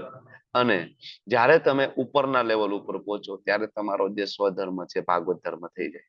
તો આ વર્ણાશ્રમ ધર્મ છે પ્રથમ પગથિયું છે. કટ થાય છે. કટ થાય છે. હરે કૃષ્ણ હરે કૃષ્ણ. હવે આવે છે? કૃષ્ણ કૃષ્ણ હરે હરે. આધ્યાત્મિક સમજણ માટે માણસનું આ પ્રથમ પગથિયું છે. વર્ણાશ્રમ ધર્મ એટલે આધ્યાત્મિક લેવલ ઉપર આગળ વધવું હોય તો પ્રથમ પગથિયું છે. ઇવન માનવ સભ્યતાની શરૂઆત ત્યાંથી થઈ છે. આની ચર્ચા આપણે આગળ થઈ છે. જ્યારે બીજા અધ્યયન શરૂઆત કરીને ત્યારે પણ વર્ણાશ્રમ ધર્મ વિશે આપણે ચર્ચા થઈ હતી, જો તમને લોકોને યાદ હોય તો. બરાબર. એટલે વર્ણાશ્રમ ધર્મ ઉપર ઇસ્કોન છે એ ખૂબ ભાર મૂકે છે. એટલે જો ઇસ્કોનની ઘણી બધી ફાર્મ કોમ્યુનિટીઝ છે, ખબર છે ને? Farm communities, new Vrindavan USA, પછી ગોવર્ધન ઇકો વિલેજ મુંબઈની બાજુમાં. તમે ગૂગલમાં ટાઈપ કરજો ગોવર્ધન ઇકો વિલેજ મુંબઈની બાજુમાં. હા પ્રભુજી. જોરદાર જોરદાર, એકદમ બહુ સુંદર, જોરદાર. એકદમ સુંદર. ગોવર્ધન વિલેજ તો બહુ જ સરસ છે પ્રભુજી. જોરદાર. બરાબર. શું કામ? આપણે આ બધી વૃંદાવન બનાયેલું છે આખું અંદર. તમે આખું વૃંદાવન છે. આબેહૂબ. યમુનાજીની આરતી પણ થાય છે સાંજે ત્યાં. હા, અને બધા જ તમને કૃષ્ણ ભાવનામૃતમાં લીન ભક્તોના દર્શન તમને થાય. બરાબર. ખૂબ સુંદર ત્યાં બનાવ્યું. ગયા હતા ને તો તે વખતે એક પ્રભુજી હતા તે છે ને તે પોતે આખું એ અંદરનું જે આખું અલગ જ બનાવેલું છે. તો આખું વૃંદાવનનું બધું સમજાવેલું, એ એરિયામાં બધું બનાવેલું છે. રાધા કુંડ પણ છે, કૃષ્ણ કુંડ પણ છે. તો બધી મહિમા ને બધું કીધું હતું. રીબો. ખૂબ સરસ લકી છો તમે. તો આવી જે ફાર્મ કોમ્યુનિટીઝ આપણા ઇસ્કોન ની અંદર જોવા મળે છે. પ્રભુજી ગુજરાતી સમજાવતા હતા. યસ. ઓકે. બહુ સરસ સમજાવતા. Okay, thank you. તો આ બધી જે ફાર્મ કોમ્યુનિટીઝ છે એનો અલ્ટિમેટલી પર્પસ શું છે? કે બ્રાહ્મણિકલ ક્વોલિટીઝ ડેવલપ થાય. કારણ કે સંસારની અંદર અત્યારે કેવું છે, હેડલેસ સોસાયટી છે. તો હેડ ડેવલપ કરવાનો છે. બ્રાહ્મણિકલ ક્વોલિટીઝ જો ડેવલપ થાય, બરાબર, તો ધીમે ધીમે પેલા તો વ્યક્તિ વર્ણાશ્રમ ધર્મનો ફોલો કરતો જાય અને ધીમે ધીમે પોતાના ભાગવત ધર્મને પેરેલલ ફોલો કરતો જાય. અને એ જ્યારે ફોલો કરે ત્યારે સમાજ છે એ ધીમે ધીમે જોવે અને એમાંથી કંઈક શીખે, બરાબર, અને કોપી કરે. પ્રભુપાદ એવું કહેતા હતા 5% પણ જો કોઈ કૃષ્ણ ભાવનામૃતમાં આવી જાય ને આ જગતની અંદર, 5% પોપ્યુલેશન, તો જગતનો ઉદ્ધાર થઈ જાય. ઓકે. તો આગળ અહીંયા પ્રભુપાદ આગળના શ્લોકની અંદર શ્રીમદ ભાગવતમ છે 1.5.17, વર્ણાશ્રમ ધર્મને અનુસરીએ તો રિઝલ્ટ શું આવે? ખાલી વ્યવસાયિક કર્તવ્યોમાં સંપૂર્ણપણે રોકાયેલા અભક્તને કશું મળતું નથી. ભાગવતમ કહે છે ખાલી નિયત કર્તવ્ય કર્મ કરતા રહીશું. નિયત કર્તવ્ય પિતા ધર્મ, માતા ધર્મ, ગ્રાહક ધર્મ, પુત્ર ધર્મ, પતિ ધર્મ, બરાબર. હું તો મારો નિયત કર્મ બહુ સારી રીતના કરું છું ને મારે બીજું કઈ કરવાની જરૂર નથી. મારે મંદિરે જવાની જરૂર નથી. મારે ભક્તિ કરવાની જરૂર નથી. ભાગવતમ એવું કે છે કે આવો નિયત કર્તવ્ય કર્મ કરવાનો અલ્ટિમેટલી કોઈ શું કહો છો? હરે કૃષ્ણ. અવાજ જતો રહે છે. વોઇસ રહે બ્રેક છે. થાય છે પ્રભુજી. બહુ બ્રેક થાય છે. અત્યારે ના, ક્લિયર છે પાછું થોડું. ક્યારેક ક્યારેક થાય છે. ક્યારેક ક્યારેક થાય છે ને. હરે કૃષ્ણ હરે કૃષ્ણ કૃષ્ણ કૃષ્ણ હરે હરે રામ હરે રામ રામ રામ હરે હરે. આવે છે? હવે ક્લિયર આવે છે છે પ્રભુ. પ્રભુજી. ઓકે. તો ખાલી નિયત કર્તવ્ય કર્મ કરવાથી કશું વળવાનું નથી. કૃષ્ણને સેન્ટરમાં મૂકવા પડશે. ઓકે. અને જો કોઈ વ્યક્તિ સ્વ અલ્પમપ્યસ્ય થોડુંક પણ જો કૃષ્ણ માટે કરશે, થોડુંક પણ કરશે તો ભગવાન યાદ રાખે છે. એક વખત એના પ્રભુપાદને એક વ્યક્તિ પૂછે છે, તમે વારંવાર કહો છો ત્રાયતે મહતો ભયાત, ત્રાયતે મહતો ભયાત, એટલે કયો ભય છે જેમાંથી ભગવાન બચાવે છે? કયો ભય છે એકચ્યુઅલી? કયો ભય છે? મૃત્યુનું. બીજો જન્મ છે એ મનુષ્યને મળશે કે નહીં? જન્મ મૃત્યુ જરા વ્યાધિ. સૌથી મોટો ભય છે આગળ કાગડા કૂતરાનો, ડુક્કર ને શુકર નો જન્મ મળો. કુકર શુકર કહેવાય. કુકર શુકર આની પેલા વાત થઈ હતી આ શ્લોક જયારે સમજાવ્યો ત્યારે જ મેં તમને કે કૂતરાનો ડુક્કરનો જન્મ મળવો ને એ સૌથી મોટો ભય છે. અને આ ભયમાંથી ભગવાન બચાવે છે. થોડુંક કોઈ કરશે, અરે લેવલ 1 માં આવીને રિપીટ લેવલ 1 પણ કરશે ને, વારંવાર એક માળા કરવાની શરૂઆત કરશે ને તો પણ મનુષ્ય જન્મ એનો કન્ફર્મ થઈ જાય છે. બહુ મોટી વાત છે. ભગવાન યાદ રાખે છે. અવાજ નથી આવતો, અવાજ બ્રેક વોઇસ ગયો તમારો, દેખાતો નથી આવતો અવાજ મારો? નેટ છોડી દે છે પ્રભુજી. હા, હા આવે હવે આવે. ના પ્રભુજી, આવે છે ને જાય છે. આવે છે ને જાય છે. અને વિડીયો ઓફ થઈ ગયો હતો હમણાં તો. એવું છે? હા પ્રભુજી. હવે બરાબર છે? હા હવે આવે છે. હમ વિડીયો બ્રેક થાય છે ને એવું થાય છે થોડી વારે. નેટવર્ક ઇસ્યુ થોડોક છે. આજ હું બહાર છું એટલે. ઓકે, જો બરાબર તમને બરાબર સંભળાય તો કેજો, નહીતર હું પછી જગ્યા બદલાવું કઈ. આમ તો ના હવે અડધી કલાક સંભળાય છે પ્રભુજી. સંભળાય છે ને? તો કૃષ્ણ પ્રીત્યાર્થે કર્મ કરવું એટલે શું? કૃષ્ણ ભાવના અમૃતના કયા કયા કાર્યો થઈ શકે તમે મને કહો. જેમ કે આપણે હવે ઘરે રસોઈ બનાવતા હોઈએ તો એમાં પ્રસાદ રૂપે કરીએ તો એ પ્રસાદમ થઈ જાય, કીર્તન કરીએ છીએ તો એ કૃષ્ણ પ્રીત્યાર્થે થઈ જાય છે, બુક ડિસ્ટ્રીબ્યુશન કરવા જઈએ છીએ તો એ રીતે એવા ઘણા એક્ઝામ્પલ પછી બીજા મળી શકે. બરાબર છે. ભોગ લગાડવો, પ્રસાદ, મંગળ આરતી, જપ, ક્લાસ એટેન્ડ કરવા, ક્લાસ લેવા, બુક ડિસ્ટ્રીબ્યુશન, આ બધા કેવા છે? કૃષ્ણ ભાવના કર્મ છે. અને આ હાઈએસ્ટ કીધા છે. કારણ કે બાકીના બધા કર્મ છે એ રજોગુણમાં જ છે અથવા તમોગુણમાં છે. રજોગુણ તમોગુણ છે અથવા ક્યારેક સત્વગુણમાં છે. પણ આ જે ગુણાતીત અવસ્થામાં થોડુંક કોઈ કરી લે, મેં કીધું એમ લેવલ 1 પણ કોઈ કરી લે ને બરાબર 2-3 વખત, અને એક માળાની જો એને હેબિટ પડી જાય ને, સાધના ચટ હું બધા પાસે રોજ મંગાવું છું, પર્સનલ મેસેજ નાખીને મંગાવું છું. શું કામ? બરાબર. એક દિવસ નથી ભરતા એનો મેસેજ મોકલાવું છું, તમારો ગઈકાલનો સાધના ચાર્ટ નથી મળ્યો, કેમ નથી ભર્યો? ભરો. શું કામ? કારણ કે એટલીસ્ટ મારા શરમે એક માળા કરશે ને તો એનો ઉદ્ધાર થઈ જશે કે આ પ્રભુજી રોજ હેરાન કરે છે, પર્સનલ મેસેજ નાખીને હવે તો કે છે. બરાબર, કઈ વાંધો નહીં. મનમાં કદાચ મને કઈ નું કઈ કહેતા હશે, કદાચ ઘણા મારો નંબર એ બ્લોક કરી દીધો હશે, મને શું ખબર. બરાબર, કે આ પ્રભુજીને રોજ મેસેજ હવે આવે સાધના ચાર્ટનો, નંબર કદાચ બ્લોકમાં નાખ્યો હશે, કઈ વાંધો નહીં. બરાબર, પણ આ કરવાથી કોઈ એક વ્યક્તિ પણ જો માળા કરતો થઈ જશે ને એનો મનુષ્ય જન્મ કન્ફર્મ છે. બહુ મોટી વાત છે. બરાબર. સુદામાજી પૌવા લઈને ગયા ભગવાન માટે, તો ભગવાને પૌવા ખાધા, પણ ભગવાનનો ભાવ શું હતો ખબર છે? ભગવાન એવું વિચારતા હતા કે સુદામા તો પૌવા લઈને આવ્યા ને તો એને એની બધી જ શક્તિનો ઉપયોગ કરીને પૌવા લાવ્યા છે. જમીન આસમાન એક કરીને એની પાસે જે કઈ હતું ને એ બધું આ જ છે. તો હું એવું શું આપી શકું? હું મારે બધું મારું આપી દેવું જોઈએ, કારણ કે એને એની બધી શક્તિ આપી દીધી ને 100%. મારે મારું બધું આપી દેવું જોઈએ 100%. તો છેલ્લે તો પોતે વેચે જાય છે. અહમ ભક્ત પરાધીનો. બરાબર, ભગવાન આટલો, ભગવાનનો આ ભાવ છે. તમે કાંઈક પણ કરો, બરાબર, તો ભગવાનનો કેવો ભાવ છે આપણા પ્રત્યે? યાદ રાખે છે. અને કૃષ્ણ છોડતા નથી. તમને એવું લાગે કે એક વખત આમાં આવી ગયા, ઓલું અંડરવર્લ્ડ જેવું છે, બરાબર. અહીંયા આવવાનું છે આપણી મરજીથી છે, અને પછી જવાનું કૃષ્ણની મરજીથી છે. અહીંથી કોઈ રિટર્ન ટિકિટ તમારી છે નહીં. એક વખત કોઈ કૃષ્ણ ભક્ત બની ગયો એટલે એની ખરેખર રિટર્ન ટિકિટ છે જ નહીં. કારણ કે એ તો ફરીથી ચાન્સ તમને આપશે. તમને ભક્તિમાં હવે લગાડે પાર છે, તમને વૈકુંઠમાં લઈ જાય પાર છે. કોઈ શક્યતા જ નથી. એક વખત હરિદાસ ઠાકોર ને કઈક ભૂલ થાય છે, ભગવાન ચોટલી ખેંચીને ઢસડીને લઈ જાય છે. કેમ ભાગીને કેમ જાય છે? પૂરું થઈ ગયું. ચૈતન્ય મહાપ્રભુ છોડતા નથી. Never never ever. બરાબર, ગમે એમ કરો, બરાબર, ભગવાન હંમેશા ખેંચીને લઈ જાય છે. તમે વિચાર કરો કે જય ને વિજય બંને ભગવાનના જે ડોરકીપર્સ આ જગતમાં 3 વખત આવ્યા અસુર બનીને. ભગવાન 3 વખત એને લેવા આવ્યા. કાલો ચોટલી પકડીને પાછા ક્યાં ભાગો છો? પાછા આવો, પાછા આવો. જય અસુરો બનીને આવ્યા તો ભગવાન છોડતા નથી, કારણ કે મૂળ તો એના ભક્તો હતા ને. ભગવાન છોડતા નથી. આ બહુ મહત્વની વસ્તુ છે. એટલે હું તમને કહું છું વારંવાર, સેવા સેવા સેવા.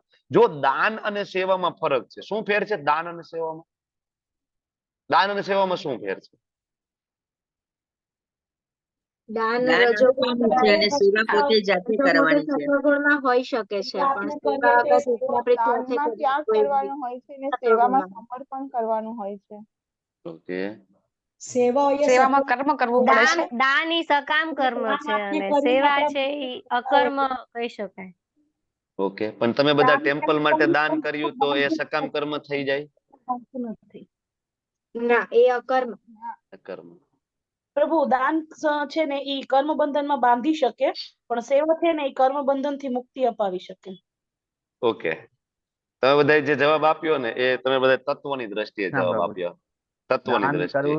હા, અરે દાન કૃષ્ણ, કરવું બોલો. સહેલું છે, સેવા કરવી થોડું અઘરું છે, કર્મ અઘરું છે. કરવું એટલે સેવા કરવી એ પ્રભુ મનથી કરે, શરીરથી થાય છે. ઓકે, તમે બધા પ્રભુજી હા બોલો. લોકોનું કર્તવ્ય છે દાન કરવું એ. બરાબર છે, જવાબ બધાના દાન સાચા. બધા કરી શકે, સેવા ભક્ત જ કરી શકે પ્રભુજી. એ બરાબર છે, સાચું છે. ઓકે, તમે બધા જે સમજાવો તત્વની દ્રષ્ટિએ, હું તમને રસની દ્રષ્ટિએ આનો જવાબ આપું કે દાન અને સેવામાં શું ફેર છે. જો દાન એવી વસ્તુ છે કે એકવાર તમે દાન કરો ને એટલે એ તમે દાન કરો એની બદલામાં કૃષ્ણ તમને આપી દે છે. બરાબર કે ભાઈ તે મારા માટે આપ્યું છે, હું તને આપી દઉં, આપણો વ્યવહાર પૂરો. દાન આ વસ્તુ છે. તમે કંઈક કરો છો, ભગવાન સામે આપી દે છે, ભાઈ આ તે 5 લાખનું દાન કર્યું છે, આલે આ 50 લાખનું હું તને મકાન લેવા માટે હું તને બધી વ્યવસ્થાઓ કરી દઈશ. પૂરું, આપણો વ્યવહાર પૂરો.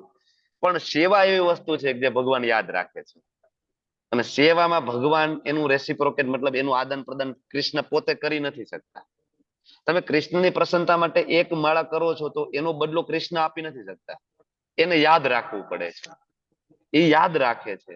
એ યાદ રાખીને ફરીથી મનુષ્ય જન્મ આપણને અપાવ્યો છેલ્લે વૈકુંઠમાં જ લઈ જવો પડે છે. એ સેવા છે. જ્યારે દાન કરીને પણ પતન થવાના ચાન્સ રહે છે. અને સેવા છે કૃષ્ણ હંમેશા યાદ રાખે છે. દાનના બદલામાં કંઈક આપી દે, વ્યવહાર ત્યાં પૂરો થઈ જાય. પણ સેવાનો વ્યવહાર ક્યારે પૂરો થતો નથી. વિમલા માતાજી બોલો ને. હા, એટલે મેં કાલે જ એની ઉપર અમોઘ લીલા પ્રભુજીનો વિડીયો જોયો હતો કે ભગવાનના વિશે એવું બોલે કે એમની જ વાંસળી પર એમ કે માખી બોલી છે તો બેસી છે તો ભગવાન એને હલાવી પણ નથી શકતા. તો આવા કેવા ભગવાન છે? તો એને લગતું જ કહે છે કે ભગવાન ડિપેન્ડન્ટ છે, મતલબ ભગવાનને તમારી સેવા જોઈએ છે, તો એ તમારી સેવા માંગે છે તો એ પોતે શું કરવા એ કરે. બરાબર એ છે, રીતનો જવાબ હતો. હરે બરાબર. કૃષ્ણ. તમે વિચાર કરો કે કૃષ્ણને માખણ ખાવું હોય તો એને શું કામ કોઈની ત્યાં માખણ ચોરી કરવી પડે? રામ ને રાવણ ને મારવો હોય તો એને શું કામ વાનરોની સેવાની જરૂર પડે? નહીં, એ સેવા લે છે તમારી, તમને લગાવે છે સેવા. એમ વિગ્રહ ઉપર એક માખી બેઠી હોય તો ઘણા મૂર્ખાઓ એમ કહેતા હોય કે વિગ્રહ પોતાની ઉપર બેઠેલી એક માખી ના ઉડાડી શકતો હોય તો એ તમારું શું કરી શકવાનું? ને વિગ્રહ આપણી સેવા લે છે. એ મૂર્ખાઓને ખબર પડતી નથી. એટલે બહુ ઇમ્પોર્ટન્ટ વસ્તુ છે કે સેવા બહુ. અને હવે એક બહુ મહત્વની વસ્તુ છે કે ચોર છે, ચોર એની પેલી ચોરી કરે ત્યારથી એના ઉપર કયું લેબલ લાગી જાય છે? પેલી ભલે જેવી તેવી જેવી તેવી ચોરનું ચોર ચોર જ. ચોરની લેબલ લાગી જાય ને કે મોટી ચોરી કરે ત્યારે ચોરનું લેબલ લાગે ના પહેલેથી જ લાગી જાય. પેલે. એમ જયારે કોઈ કૃષ્ણ ભાવના અમૃતમાં આવીને ભગવાનનું ખાલી એક વખત જયારે પેલું નામ લે છે ને, હરે કૃષ્ણ, ત્યારથી એનું નામ ભક્તની કેટેગરીમાં આવી જાય છે.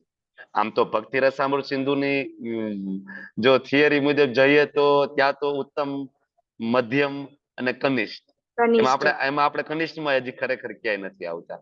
પણ રસની દ્રષ્ટિએ પ્રભુપાદ સમજાવે છે કે કોઈ એક વખત કેમ ભગવાનનું ખાલી નામ લે છે ને, એક માળા કરે છે ને, ત્યારથી એ વ્યક્તિ ભક્ત છે, ત્યારથી વ્યક્તિ ભક્ત બની ગયો છે. મતલબ હવે એની આપણે કાળજી રાખવી જોઈએ. એટલા માટે આપણે જો લેવલ 1 માં આવીએ છીએ, બધાને પ્રેમપૂર્વક જવાબ આપીએ છીએ, બને ત્યાં સુધી કોઈની લાગણી હર્ટ ના થાય એનું ખૂબ ધ્યાન રાખીએ છીએ આપણે, બરાબર. કારણ કે એ જોઈન કર્યું ને એ જ બહુ મોટી વાત છે. ઇસ્કોનમાં આવીને ભગવદ ગીતાનો ક્લાસ જોઈન કરવો ને એ જ બહુ મોટી વાત છે. પછી ભલે ગમે તે સંપ્રદાય પંથમાંથી આવતા હોય, એ બહુ મોટી વાત છે, ડેલિકેટ છે. અને પ્રભુપાદ કહે છે કે એની ખાસ કાળજી રાખવાની, વારંવાર એનો સાધના ચાર્ટ મંગાવો, વારંવાર એને પૂછો, બરાબર. પ્રભુપાદનો પોતાનો આદેશ છે, સ્વલ્પમપ્યસ ધર્મસ્ય ત્રાયતે મહત્વ ભયાત. કૃષ્ણ ભાવને કર્મ અથવા ઇન્દ્રિય સુખની અપેક્ષા ન રાખતા કૃષ્ણ પ્રત્યાર્થે કર્મ કરવું એ જ કર્મનો સર્વોચ્ચ દિવ્ય ગુણ છે. આવા કર્મની થોડી સી કોઈ શરૂઆત કરે ને, ખાલી શરૂઆત, તો ક્યારેય એનો વિનાશ થતો નથી. હવે એક નાની ગ્રુપ એક્સરસાઇઝ છે. ખાસ તમે લોકો 2 પ્રશ્ન છે તમારી સામે, બરાબર. અને આપણી પાસે પાર્ટિસિપન્ટ છે અત્યારે 24, એટલે આપણે ગ્રુપ બનાવીશું 1 2 3 4, 4 ગ્રુપ બનશે. 4 ગ્રુપ, 5 મિનિટનો રીડિંગનો ટાઈમ મળશે. ચારેય ગ્રુપે આમાંથી એક એક શ્લોક લઈ લેવાના છે. 2.31, 3.5, 3.26 અને 3.35, બરાબર. એમાં પેલું ગ્રુપ જે આવે, ગ્રુપ નંબર 1, એને 2.31 લખવું હોય તો લખી લો. બીજું ગ્રુપ આવે એને 3.5, ત્રીજા નંબરનું ગ્રુપ આવે એને 3.26, ચોથા નંબરનું ગ્રુપ આવે એને 3.35. 4 ગ્રુપ અને 4 શ્લોક. આ ચારેય શ્લોકનો ભાવાર્થ વાંચવાનો, 5 મિનિટનો સમય મળશે. અને એ ભાવાર્થને તમારે કનેક્ટ કરવાનો છે કે કયા સંજોગોમાં વર્ણાશ્રમ ધર્મનું પાલન કરવું જરૂરી છે. અને બીજું, કૃષ્ણ ભાવનામૃતની શરૂઆતની પ્રેક્ટિસ માટે કઈ લાયકાતની જરૂર પડે છે. બધાને પ્રશ્ન સમજાઈ ગયો છે? શ્લોક નંબર તમે લખી લીધા છે? બોલો. હું બ્રેકઆઉટ રૂમ બનાવી નાખું? હા પ્રભુ. 4 રૂમ હું ક્રિએટ કરું છું, બરાબર. તમને બધાને ખ્યાલ છે, અસાઇન ઓટોમેટિકલી થશે. જો 4 માંથી હું પહેલો નંબરનો રૂમ છે, બરાબર, એમાં આવે છે જય કિશોરી માતાજી. સાંભળો છો ને તમે? જય કિશોરી માતાજી. હા, જય કિશોરી માતાજી. તમે શ્લોક નંબર 2.31 લખી લો. બીજા નંબરના રૂમમાં અનિતા માતાજી છે, બરાબર. તમે શ્લોક નંબર 3.5 લખી લો. ત્રીજા નંબરના રૂમની અંદર વિમલા માતાજી છે, 3.26 નંબર લખો. અને ચોથા રૂમમાં ડોક્ટર કિંજલ માતાજી છે, તમે 3.35 નંબર લખી લો. હવે તમારા બીજા ગ્રુપ મેમ્બર બીજા આવશે તમારી સાથે, 5 વ્યક્તિ. એને તમે કહેજો કે આ શ્લોક છે, આપણે આના ઉપર ચર્ચા કરવાની છે. ઓકે? 4 શ્લોક, એનો તાત્પર્ય વાંચવાનો, 5 મિનિટનો સમય મળશે. 6:40 થઈ, 6:45 હું ગ્રુપને પાછા હું ક્લોઝ કરી દઈશ. અને પછી આપણે ચર્ચા કરીશું ચારેય ગ્રુપ, અને 2-2 મિનિટનો તમને સમય મળશે પ્રેઝન્ટ કરવાનો કે કઈ રીતે વર્ણાશ્રમ ધર્મનું પાલન કરવાનું એ ભાવાર્થમાંથી સમજી શકાય. અને કૃષ્ણ ભાવનામૃત શરૂઆતની પ્રેક્ટિસ માટેની લાયકાત કઈ. ડન? કોઈને કઈ પ્રશ્ન છે? ચાલો, તો ઓપન ઓલ રૂમ કરું છું. તમારી સામે એક ઓપ્શન આવશે, એ ઓપ્શન તમે ક્લિક કરજો, જેથી તમે જે તે રૂમમાં જશો.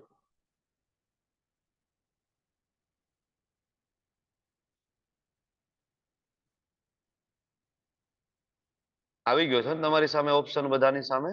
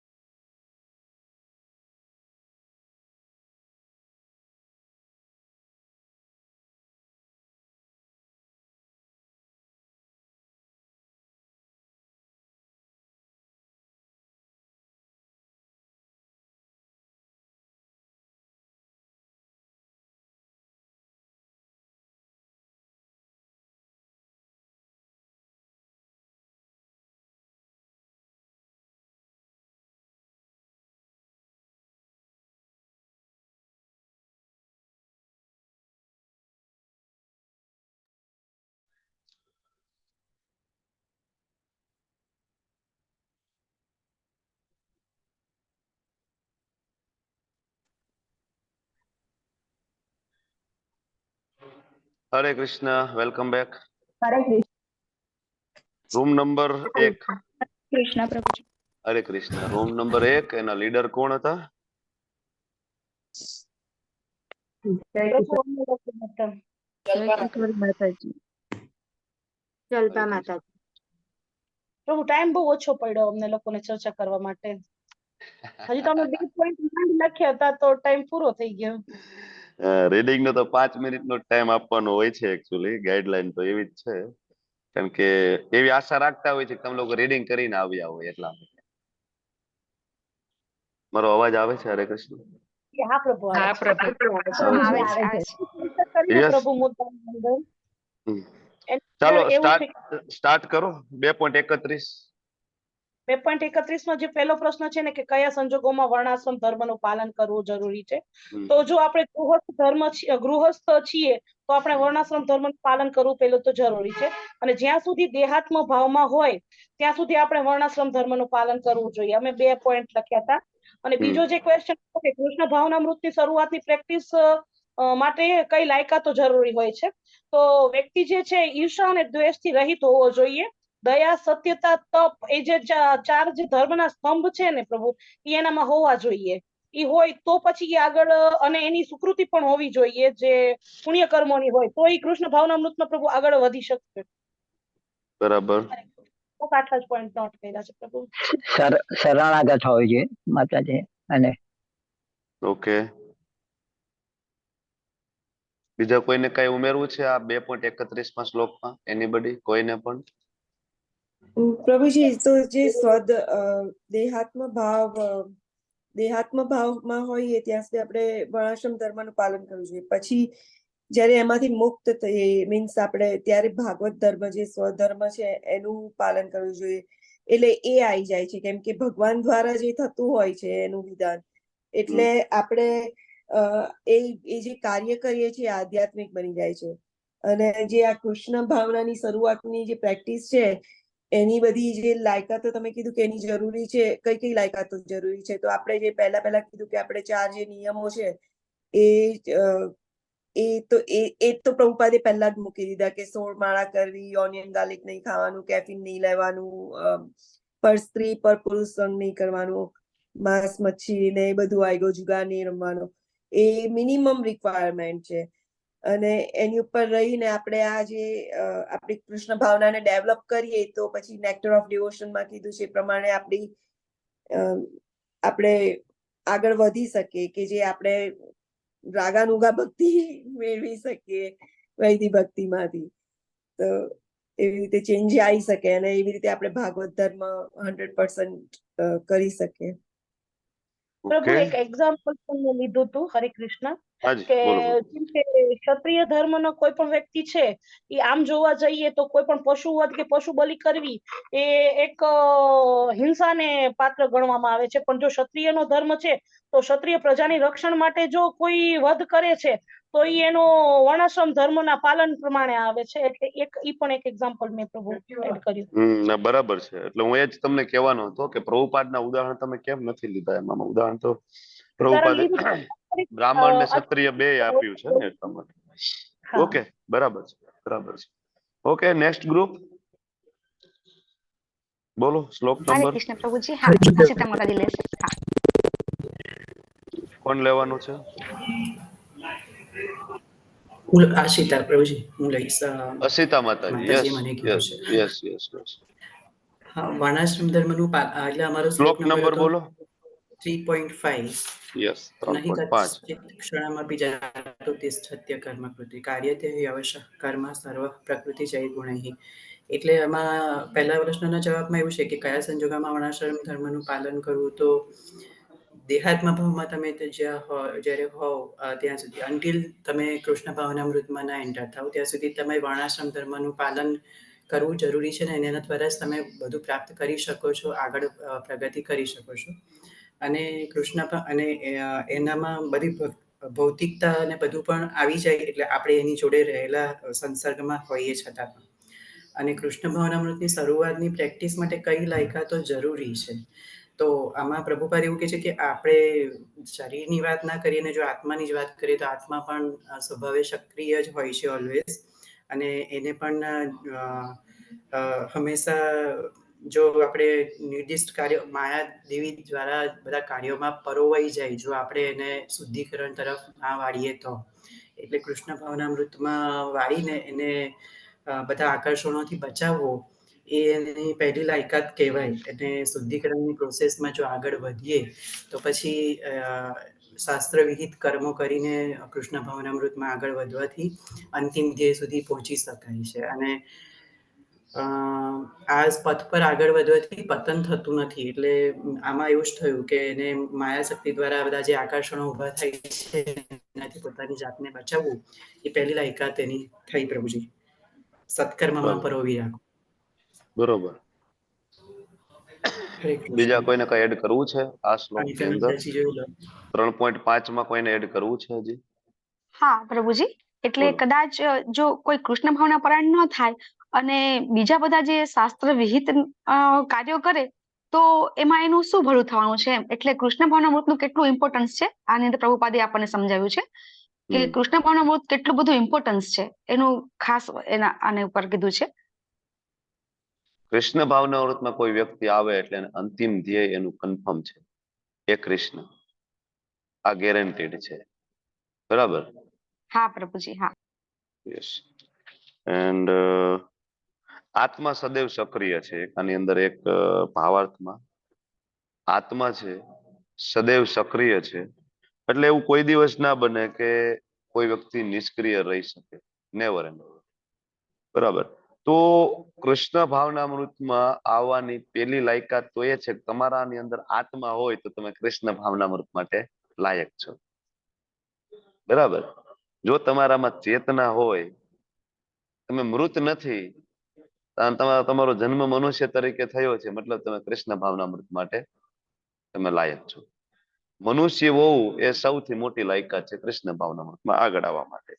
બરાબર છે? મારો અવાજ આવે છે ને બધાને? હા પ્રભુજી, હા એકદમ પરફેક્ટ. હા ડન.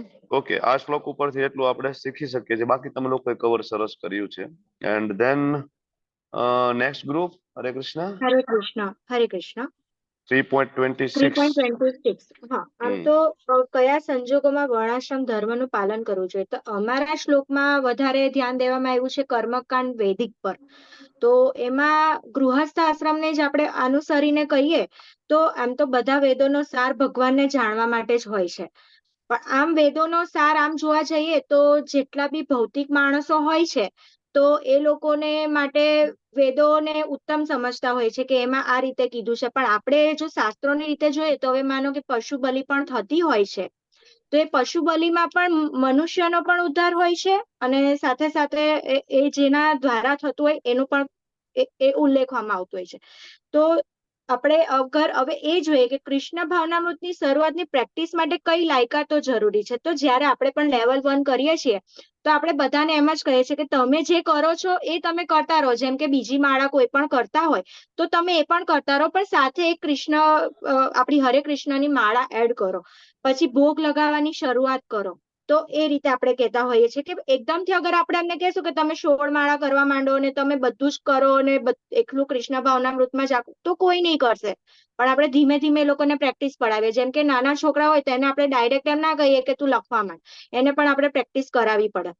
પછી કોઈ પણ ધર્મ, જાતિ, વર્ણના લોકો હોય તો આમાં જોડાઈ શકે છે. આમાં કોઈ બંધન નથી કે તમે આ જ વર્ણના લોકો કરી શકો કે આ જ ધર્મના લોકો કરી શકે.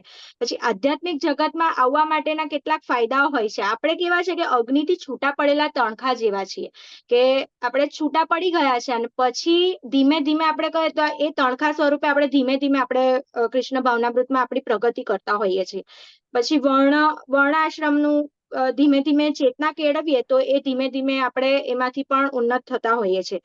આપણી અંદર જ જોઈએ તો હજુ તો આપણે કનિષ્ઠ ભક્ત પણ નથી, જેમ આપણે જોયું તેમ ભક્તિ રસામૃત સિંધુ મુજબ. પણ આપણે એક ઉદાહરણ કહીએ કે એક ગ્લાસમાં રેડ કલરનું પાણી છે તો એમાં આપણે આપણી આવી રીતે વોશિંગ પ્રોસેસ ચાલુ કરીએ માળા કરીને તો એ ધીમે ધીમે શુદ્ધિકરણ થાય. તો પાણી પણ લાલ છે, એમાં આપણે શુદ્ધ પાણી નાખતા જઈએ તો એ ધીમે ધીમે ક્યારેક તો પછી શુદ્ધ પાણી બની જ જશે. એ રીતે. અને સકામ કર્મને આપણે કેવી રીતે અકર્મ કરીને પોતાના ખાતામાં કંઈક એડ થશે. આમાં આ રિલેટેડ છે. હરે કૃષ્ણ. બરાબર છે. ટૂંકમાં કૃષ્ણ ભાવના મૃતમાં આવવા માટે ની શરૂઆત તો તમે કીધું એમ કે લેવલ 1 માં કોઈ પાર્ટિસિપન્ટ આવતું હોય તો આપણે શરૂઆતમાંથી જેવું નથી કહેતા ને 16 માળા કરવા માંડે. બરાબર, 1 માળાથી આપણે શરૂઆત કરીએ છીએ. પ્રથમ પગથિયું આપણે એને ચડાવતા હોય ધીમે ધીમે ધીમે ધીમે.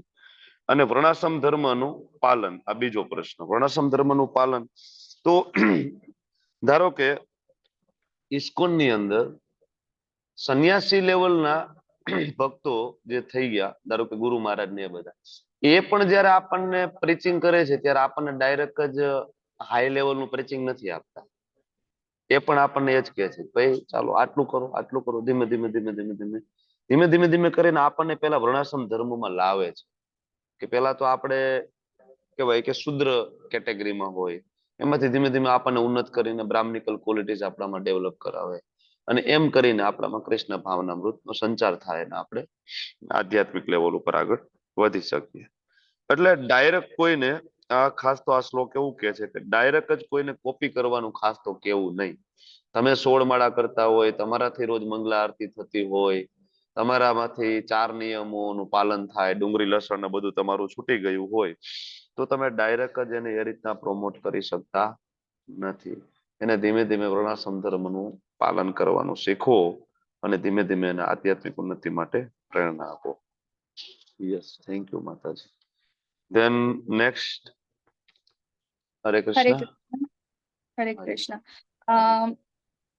3.35 ના અંદર નિયત કર્મની વાત કરવામાં આવી છે. તો નિયત કર્મ ભલે દોષયુક્ત હોય તો પણ તેને કરવા જોઈએ.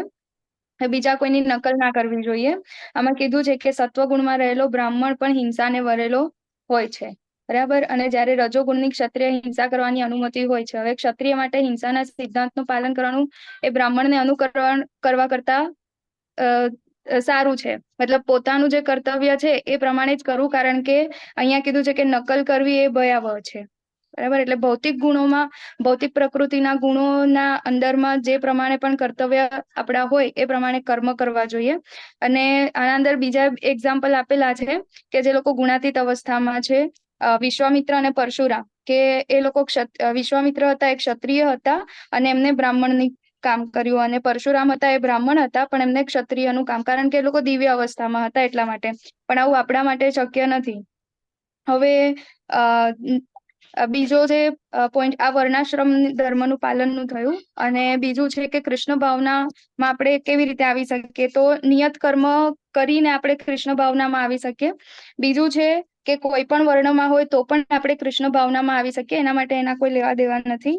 અને કૃષ્ણ માટે શ્રદ્ધા હોવી જોઈએ, તે નાસ્તિક ના હોવો જોઈએ, અને કૃષ્ણ પૂર્ણ પુરુષોત્તમ પરમેશ્વર માનતો હોવો જોઈએ. હરે કૃષ્ણ. Very good. ખૂબ સરસ. 2 પ્રશ્નોને સરસ એડ્રેસ કર્યા છે. એડ ખાલી એટલું જ કરવાનું છે કે આ ભાવાર્થની અંદર છે ને 2 વખત શબ્દ વપરાયો છે સદગુરુ. કૃષ્ણની દિવ્ય સેવા અર્થે સદગુરુ દ્વારા આપેલા આદેશ પ્રમાણે હોય છે. બરાબર. આપણા મનમાં આવે એ રીતના નહીં, ગુરુ મહારાજના આદેશ પ્રમાણે.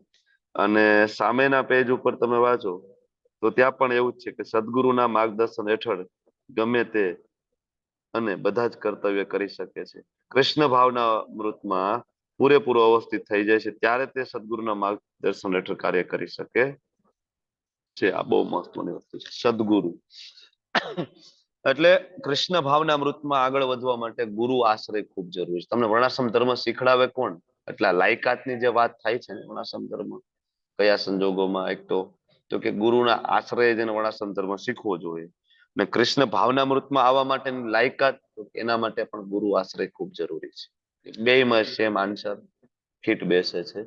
અને સદગુરુ નું મહત્વ વિશે વાત કરીએ તો એક રામકથા, સ્વામી સમર્થની એક રામકથા ચાલતી હોય છે. અને રામકથા ચાલતી હોય છે અને તમને ખબર છે કે રામકથા જ્યાં ચાલે ત્યાં હનુમાનજી હંમેશા ઉપસ્થિત હોય. તો રામકથામાં સ્વામી સમર્થ એવું કહેતા હતા કે ભાઈ અશોક વાટિકામાં બધા ફૂલો હતા એ સફેદ કલરના હતા, વ્હાઈટ કલર. તો હનુમાનજી સાક્ષાત પ્રગટ થયા એ કે બધું બરાબર છે, પણ તમે જે કીધું ને ફૂલો વ્હાઈટ નહોતા, એ કે ફૂલો લાલ કલરના હતા. સ્વામી સમર્થ કે નહીં પ્રભુ તમે બરાબર છે, હું તમારું ખૂબ માન કરું છું, તમે ભગવાનના પરમ ભક્ત છો હનુમાનજી મહારાજ, પણ ફૂલો વ્હાઈટ કલરના હતા, લાલ કલરના નહીં. સ્વામી સમર્થ હનુમાનજીને કહે છે. હનુમાનજી કે ભાઈ અરે હું ત્યાં રૂબરૂ હતો, તમે તો અશોક વાટિકામાં રૂબરૂ નથી ગયા ને, હું તો રૂબરૂ અશોક વાટિકામાં હતો અને મેં રૂબરૂ જોયું છે કે ફૂલો છે લાલ કલરના. મારો અવાજ આવે છે બરાબર છે? હા પ્રભુજી. બરાબર. ઓકે, તો હવે કન્ફ્યુઝન થયું સ્વામી સમર્થ અને હનુમાનજી મહારાજ વચ્ચે. તો હનુમાનજીને થયું કે કામ કરીએ, માતા સીતાજીને બોલાવીએ. તો ત્યાં ઘણો સમય રોકાણા, એટલે પ્રાર્થના કરી. તો જાનકીજી પ્રગટ થયા અને જાનકીજીને પૂછ્યું ભાઈ જાનકીજી, સ્વામીજી એમ કે છે સફેદ કલરના ફૂલ હતા, પણ તમને ખબર છે ને ત્યાં હું આવ્યો તો લાલ કલરના ફૂલ હતા ને? તો જાનકીજી કે નહીં, લાલ કલરના નહીં, કે ફૂલો હતા નીલા કલરના, બ્લુ કલરના. વધારે કન્ફ્યુઝન થઈ ગયું હવે ત્રણેય વચ્ચે, બરાબર. અને હવે વાત ગઈ રામચંદ્રજી પાસે કે હવે પ્રભુને બોલાવે, કારણ કે તો ત્રિકાળ જ્ઞાની છે, બધી ખબર હોય, બરાબર. તો રામચંદ્રજીને પ્રાર્થના કરી, રામચંદ્રજી સ્વયં પ્રગટ થયા. રામચંદ્રજીને પૂછ્યું કે પ્રભુ સ્વામી સમર્થ એમ કે છે ફૂલ સફેદ કલરના હતા. હનુમાનજી મહારાજ કે હું ગયો તો મેં રૂબરૂ જોયું લાલ કલરના હતા. જાનકીજી કે છે કે હું ત્યાં જ હતી કેટલા દિવસો સુધી, મહિનાઓ સુધી, અને ફૂલો નીલા કલરના હતા. પ્રભુ તમે કહો કેવા કલરના હતા? ત્યારે રામચંદ્રજી એમ કે છે કે સ્વામી સમર્થ જે કે છે ને સાચું છે, ફૂલો સફેદ કલરના હતા. આવું કેમ? તો કે ભાઈ હનુમાનજી ત્યાં ગયા ને, હનુમાનજીની આંખમાં ક્રોધ એટલો બધો હતો, એને બધું લાલ દેખાતું હતું. ક્રોધથી આંખ હોય ને ભભૂકતી હતી, મારી નાખું, ક્યાં ગયો રાવણ.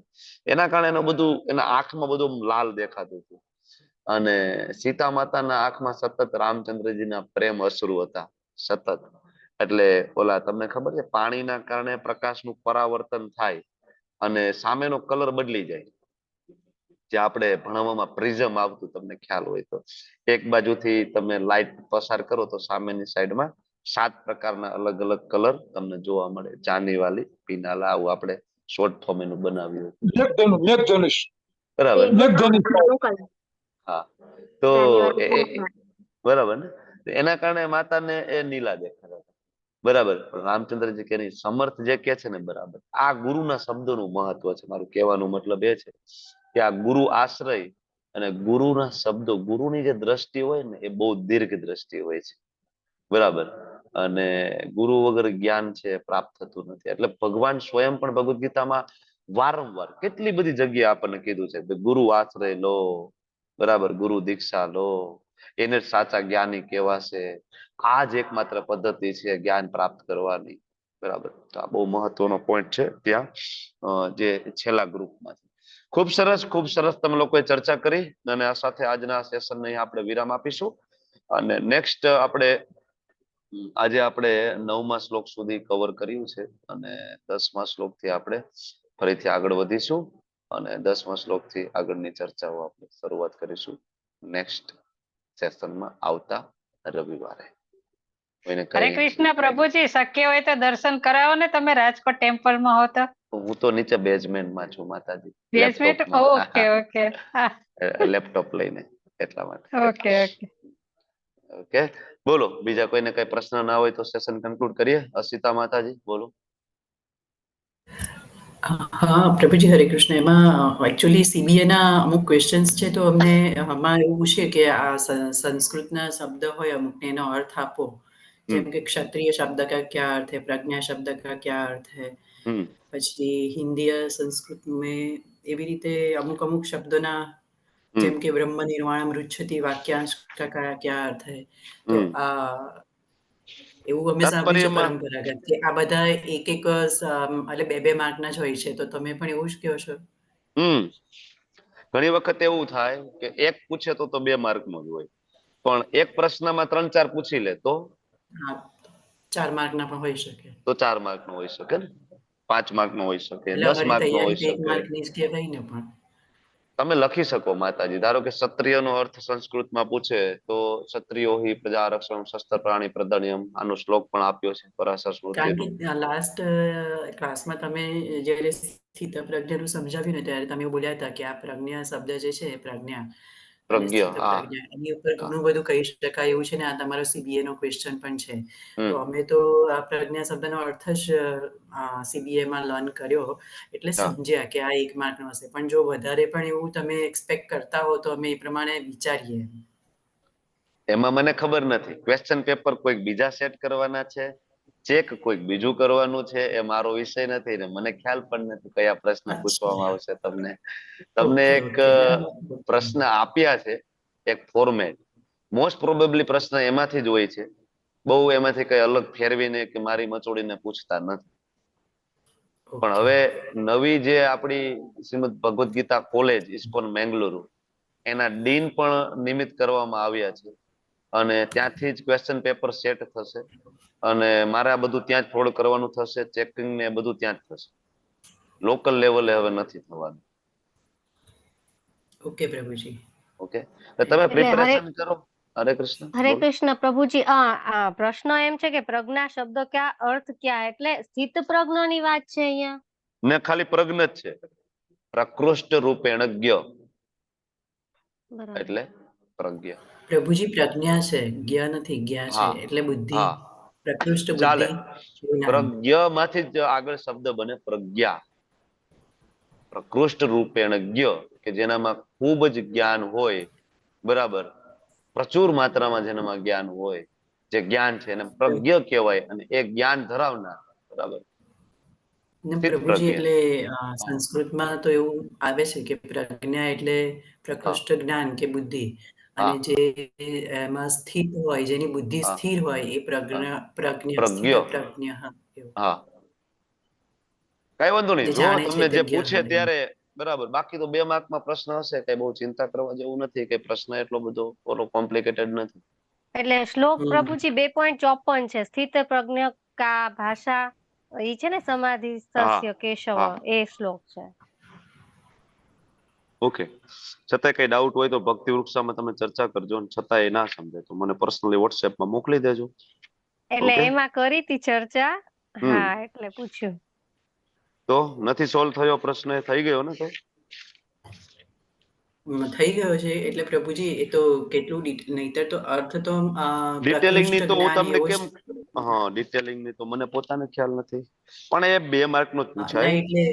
એ કઈ ચિંતાનો એવું કહે છે અમને કે આવા અર્થવાળા ક્વેશ્ચન 2 માર્કના જ હોય છે. 2 માર્કના જ પૂછાય.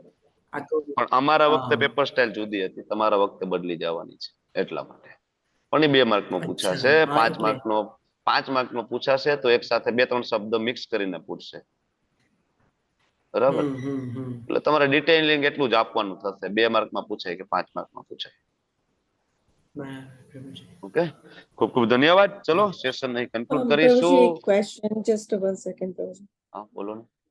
તો પ્રભુજી આપણી વખતે તો કોઈ પણ ક્વેશ્ચનમાં એ લોકો એવું કહેતા હતા કે માર્ક્સ પ્રમાણે આપણે એની ઇન્ફોર્મેશન આપવાની. તો આમાં એવું આવશે, અમને માટે સરપ્રાઈઝ રહેશે કે આ શ્લોક આ શબ્દ, આ ક્વેશ્ચન વધારે માર્ક્સ નો આવી શકે એવું કઈ કહી શકે એ લોકો? જો આમ તો એ લોકોને ખ્યાલ જ હોય કે કયા શબ્દમાં કેટલું તમે ડિટેલિંગ આપો છો. અને બીજું, પ્રભુપાદના ભાવાર્થની બહાર તો આપણે કઈ પૂછતા નથી. એટલે એવું કઈ નથી તમે બીજા કોઈ શાસ્ત્રમાંથી લઈ આવીને તમે આપો એવી અમે અપેક્ષા રાખતા નથી, બરાબર. તો પ્રભુપાદે જેટલું ભાવાર્થમાં આપ્યું હશે એટલું જ તમારે લખવાનું છે. એટલે કઈ ચિંતાનો વિષય નથી, બરાબર. ઘણા બધા મને પર્સનલી મેસેજ કરીને પૂછતા હતા 5 પ્રકારના યજ્ઞ કયા છે, 5 પ્રકારના દેવ કયા છે. પણ પ્રભુપાદે એનું નામ નથી આપ્યું ને તાત્પર્યમાં. તો આપણે ચિંતાનો વિષય નથી, પૂછવામાં નથી આવતું ક્યારેય, કારણ કે એટલું ઇમ્પોર્ટન્સ નથી એટલા માટે. મેં આન્સર કર્યો છે જેને મને પૂછ્યું હતું એ લોકોને. 5 પ્રકારના યજ્ઞ એક તમારે આવશે કે તાત્પર્યમાં. 5 દેવની પૂજા વિશે આવશે. તો 5 દેવ કયા કયા? એ 3જા અધ્યાયમાં જ આવે છે પ્રભુજી. છે ને? હા, એટલે મને પૂછ્યું હતું તો મેં રિપ્લાય તો કર્યો. અમારે હિન્દી ક્લાસમાં એ બધું લખાયું હતું પ્રભુજી. 5 દેવના નામ ને 5 યજ્ઞના નામે લખાયું હતું. પણ એક વસ્તુ સમજો કે પ્રભુપાદે જયારે નામ નથી આપ્યું ને, મતલબ ધેટ ઇઝ નોટ ઇમ્પોર્ટન્ટ. તો હા, એ એનું meaning બરાબર એવું છે. થાય બરાબર. જો એ મહત્વનું હોત તો પ્રભુપાદે પાંચેયના નામ આપ્યા હોત ને પાંચેયના ડિટેલિંગમાં પણ પ્રભુપાદ ગયા હોત. તો પ્રભુપાદે નામ પ્રભુજી નથી રેકોર્ડિંગ આપ્યું તો કરવું છે. હા સો યસ. પ્રભુજી તો એ જે